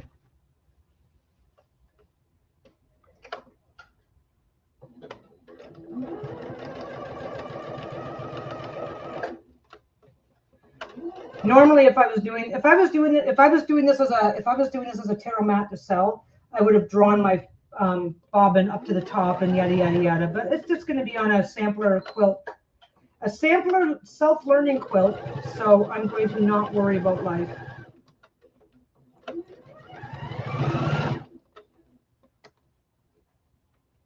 But anyway, yeah. So I told all the tea. I told all the tea. That's done. That's there if you want to go back and look for it. It's not as dramatic as I'm making it sound. Just that the person who bought Reflections from Melissa seems to be a little on the tacky side. Tried to poach vendors tried to poach vendors in front of the vendors in front of the people that she was replacing, and in front of the person that sold her the business in the first place. So that was just like it was super tacky. It's one thing if you happen to be it's one thing if you happen to be at an event and the subject comes up, or if you're invited to do that. Like, that makes sense. Okay, so the first one's already done. I just got to do the second two to get the rest of it finished up. Now that the sun is on, let's go out. What's going on? Here we go. But yeah, I think this is going to be my summer. This is going to be my summer. Twitch, video gaming in general, Twitch in particular. Oh, I could take all these pins out because I do not want to. I'm paranoid about dropping pins.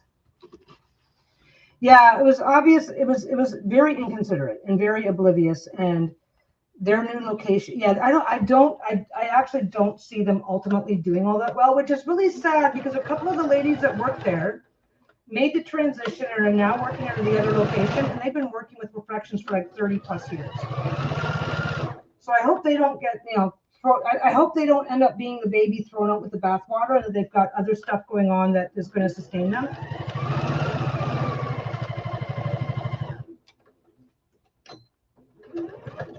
But I don't think they're in that kind of a situation. I don't know. I am going to, while I'm at it, I think I'll do it at the end. I'm going to baste the edges all the way around because I know that I'm going to be sitting them. I know that they're just going to be sitting doing nothing for a bit.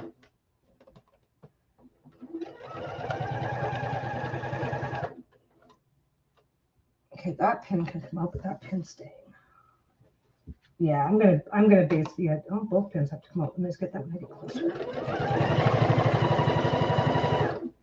I do love my walking foot. It keeps the material from bunching. I think Lisa has her game tonight, so I'm not going to be Twitch. Okay, what I have discovered is that Twitch is insanely fucking easy because I'm already sitting there playing a video game, so I just turn on streaming. Done. Super easy. So, and I dragged Lisa on with me a couple times already too. Oh, that's just my iron turning itself off. It timed out. I'm going to, before I risk wrecking everything up, I'm just going to go right about there. I'm just going to put like I need it to be less than whatever my wraparound is going to be. Yeah, I'm just going to do this now. Now this I can do a little faster. Because this I can do. Yeah, I might as well stream a game when I'm just sitting there anyway.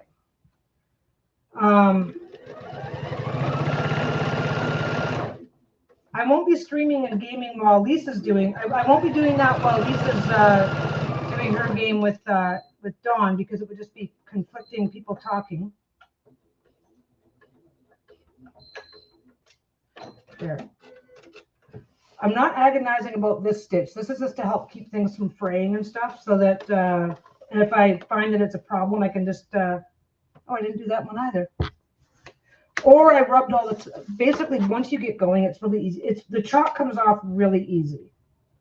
So it's really easy to end up missing one. But if I don't, come on, you can do it right there. There we go. If I don't have at least somewhat of a chalk line on there, then it's going to be really easy to end up with a veer. And this, everything here is a straight line, so I don't want to fuck with that. Yeah, the chalk comes off really easy. The chalk comes off really easy, and this particular chalk does not stain. At least so far, it's never stained. I don't need to worry about it being perfect. It's going to get a wash before we use it anyway. I usually tend to use the. Do I have one handy? No, I don't have them handy. I usually tend to use the chalk pencils, the white pencils. They tend to come out cleaner and easier than this. But pencils are currently in the kitchen because that's where the pencil sharpener is set up.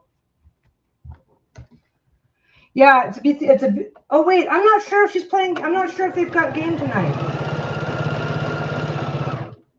But it's normally a BG3 night. Let's find out. Is it a BG3 night? Let's see if I do this right. Apparently. No. We don't want the sound on. We do not want the sound on. Schedule. Yeah, Wildflower's Cozy Role Play is tonight starting at 6. Because I just checked the calendar. I just checked. Now that I'm on Twitch, I can check Dawn's calendar. So yeah, it's a BG3 night, just a cozy gaming night. Okay. Get there. All the way back up. Get the mouse out of the way so I don't accidentally turn off the stream. Yeah, this is a very simple design. I've made more than one of these for the shop using better backing and better batting. I've done these for the shop. And they've done very well. If you're in a position to start your own little Etsy/online store/ whatever for yourself and are considering it, try these. Get a really good center, because that's the trick, getting a really good center that people are going to want. But I don't think I'll be able to. The other side of the trick for me, I usually use a plain black. You're not going to see it, but the stitching on the front is going to make a nice pattern on the back, so it becomes two-sided. Some people like to use the front. Some people like to use it as an altar cloth, and then when they want to do a reading, they'll flip it over. Just telling you guys. Telling you. Side gigs are fun.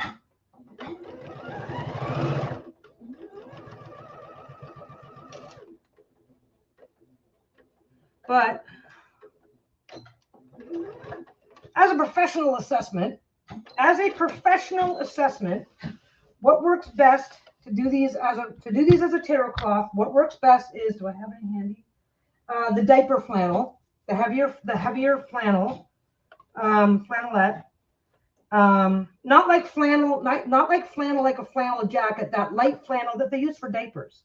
That's the stuff that they use for diapers. A flannel batting, and a solid color back. Solid color back, because people love to have this for show, but people love this for show, but don't always love it for putting out their cards on it. But they cannot. So it can be a tablecloth for a small table. It can be an altar cloth, beautifully.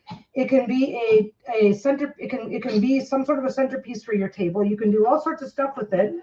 And if you like to have your readings done, if you like to have something pretty to look at, something plainer for your readings, you can flip it over. That's why I always make sure. That's why I always make my stuff two-sided. Even my bags, like these are some bags that I was starting.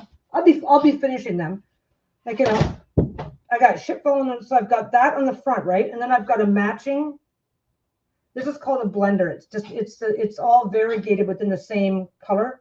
It's not quite as bright as it's looking like on the camera, but that way the front is the pretty side, and the back is the do your reading side, if that matters to you. And if it doesn't matter to you, you've got to. And what people really like about this is that you've got a sturdy cloth that's not going to blow away. But a solid color backing and a solid color backing and a 100% cotton batting. The diaper flannel also does not have to be quilted. If you use actual quilt batting, then you have to come back and quilt into it. This is still quilted, but this is all done stitch in the ditch, right? So it's a lot easier to do. I don't mind giving away my secrets. I really don't actually. It'd be one thing if I was like, 500 people were lining up to steal my idea and compete with me, but you guys aren't doing that. You guys, every single one of you guys could start a shop making these and selling them, and there's still plenty of business to go around. Nobody's doing these. Not like they're doing, like, you know, printed stuff on neoprene or whatever, however you pronounce it. Nobody's, I think, I have not seen anything else. I've not seen anybody else doing anything like this. And I've had people buy these. I had one person buy something similar to this, just because they really like it. They had a small table and wanted it as a tablecloth.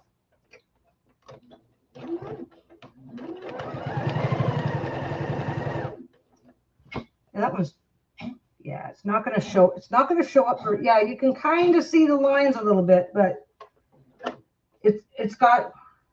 It's got straight lines, a nice big center.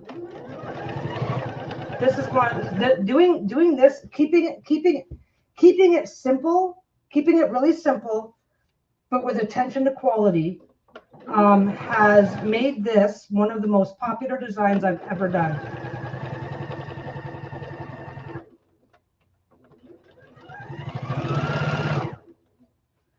The only thing that's a pain in the ass is that if you're going to sell it, you have to make sure all of the chalk has been removed, and you can't wash it.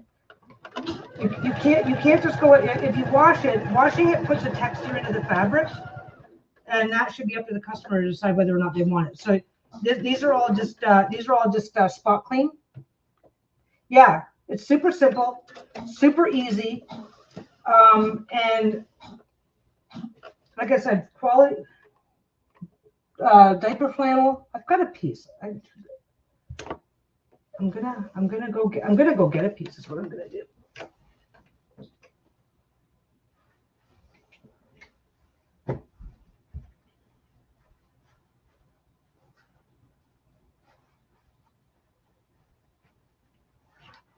So it's this kind of flannel. It's this kind of flannel. It's lighter. The difference between this and batting is that.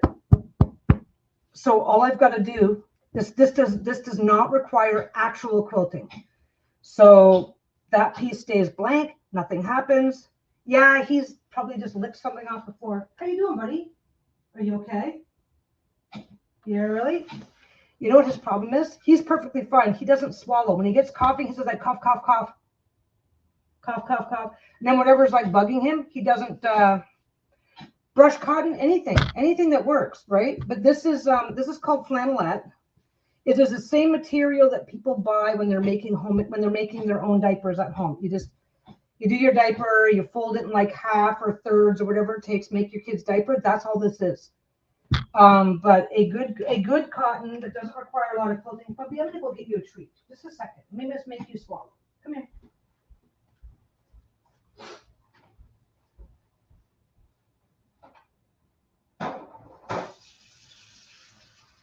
I'm gonna blow my nose while I'm up.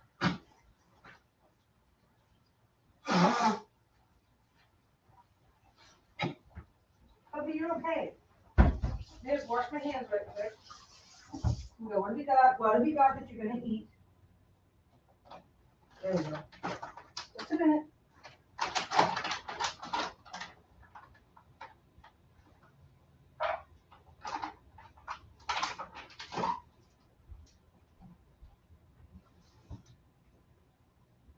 There we go. Come on, baby. Come on over here.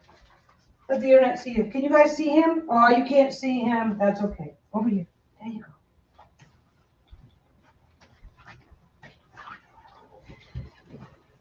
All I need to do is give him something to swallow.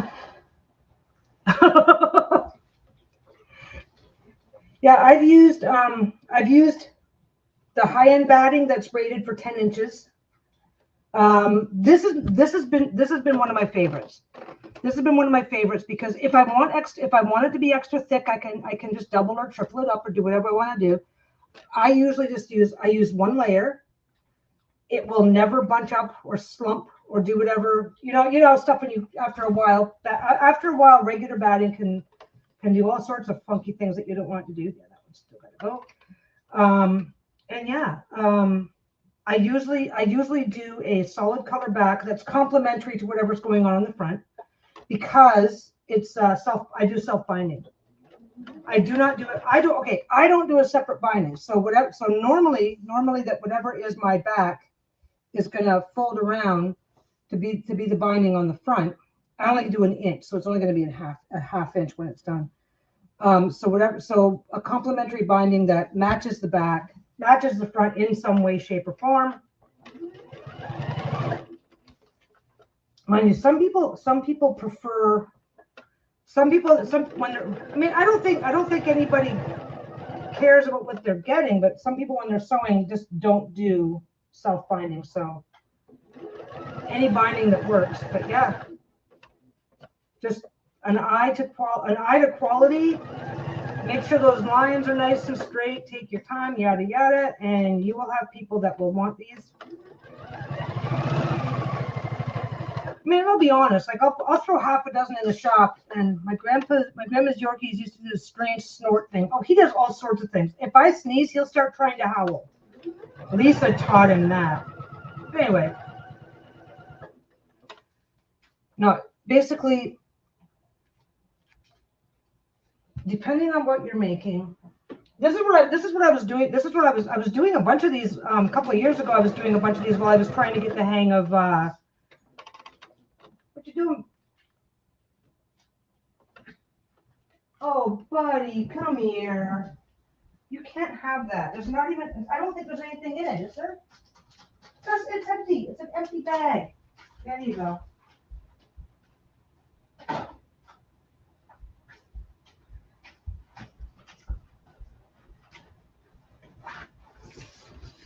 I knocked an empty treat bag off the counter when I went back. They have their own little doggy shelf, and I knocked a little bag of treats that turns out was empty. He's like, "Oh, is that for me?" And he's like nosing around over there. How do I get it? Yeah. And he's like, I can get it. If I fake a sneeze right now, he'll try to howl every fucking time.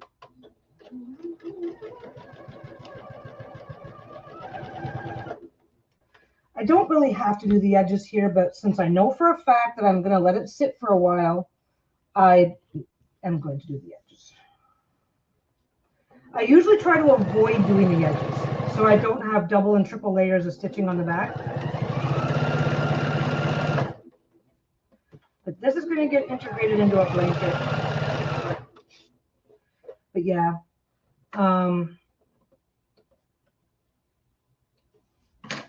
This has been a very the last time I got my hands on a big batch of these guys, they were very popular. What's going on? Oh, I'm done. I just forgot to do that one. That one's done. That one's done. Okay.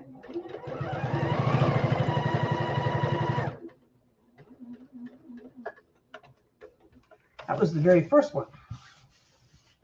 Well, what you doing over there, bud? What you doing over there? He hasn't done this in a long time, but every now and again, yeah, you guys can see him. Every now and again, he gets up over there, but you know what he does? He hopes for me to get distracted for a minute, and he will start walking over. He will start walking over and walk into my arms, and then I've got to clean the whole. I clean up in here. I clean here a lot to begin with, just to make sure that there's no dog hair getting out. He does not get up over here, but every now and again he'll try and. Yep, he's looking. He is looking. I better move that.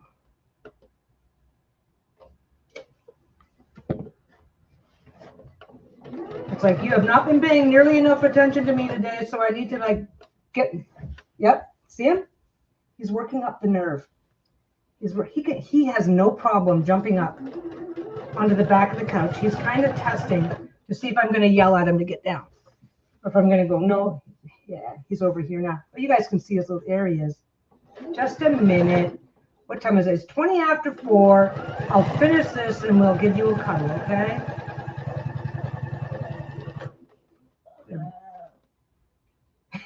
Hear it? I'd pay extra for Bruno for. Hello, Kent. I am just about to say goodbye.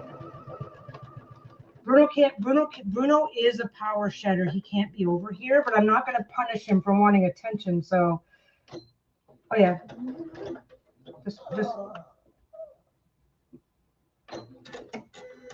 there. So now that one's done. Whoop. Let me just do that. There we go. So this one's done. Oh, you know why? I think okay. He understands what done means, and I think I've been saying, oh, this is almost done, this is almost done, this is almost done. I think I've said that. Hear him? You said done. You're done. So the pillowy little corners here are going to be. I don't know. Oh, there they go. See that? And now it's going to have a. Now there's going to be a nice little polka dotty fabric in the back. Kind of. I grabbed it because it kind of reminded me of little. Okay, it does, but it doesn't. But it's like, well, it's kind of a moon idea, right? So when I'm ready to work with this, I will trim it to whatever, however big I decide big or small I decide I want this to be. I'll trim it to size, roll it forward, and that's the edge, and that's the goal. But yeah, if you are,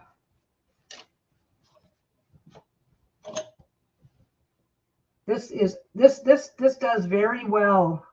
It's kind of, well, very well is relative, but yeah, I've never had one. I've never put one in the shop that didn't fail to sell, except for the star-shaped ones. But anyway, where'd you go, buddy? Bruno, where's my puppy? Bruno. I shouldn't call him up. You know where he is?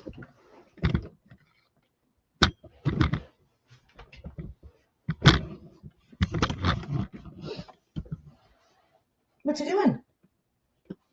Oh, come here. The camera doesn't want to see you today. Oh, it's focusing on my leg and not him. Are you looking for something? Do you want to go outside? Do you want to go potty? Oh, the other dog. Yeah. It's trying to focus on me and him at the same time. Are you burping? Let's just torture the dogs for a minute, then I'll say goodbye. Oh, come on, over here. There we go. What you doing, buddy? Do you want to go outside? Where's Sheila? Where's your puppy? Now this is I see you. This come here, baby. 1 minute. This coughing that he's doing now is fake, just to get my attention. So he needs to go potty. Is what his problem is. He needs to go potty, and he has heard me say the farewell keywords one too many times, and he's decided to remind me that there's a reason why I'm saying, because as far as he's concerned, the only reason why I'm saying goodbye to anybody is so I can go give him all the attention in the world. His ears, oh my God, I don't think you've seen the other dog. Her ears are even more expressive. Shayla's 14 and a little bit less interested in, she's like, yeah, just leave me the fuck alone. Her ears, she's like got this like floppy thing going. She has radar ditches, but we very rarely get her on camera. She's sitting over there. Okay, I'm going to get going because now that the barking has started, it's not going to stop. So thanks for hanging out with me, guys, yeah, Shayla, exactly like that. So yeah, now that the barking has started, he's going to keep going because he knows I might threaten him, but he knows I'm not actually going to do anything. What you doing, bud? I'm going to beat your bum. Like, no, you're not. You're not going to touch me. Okay, have a wonderful night, guys. I will probably see you on Twitch tomorrow if I'm around, if I'm doing that. But otherwise, I'll see you soon. Bye. Oh, and by the way, Kent, your stuff is in the mail. It's on its way, and it should be crossing the border well before the potential postal strike. Anyway, bye, guys.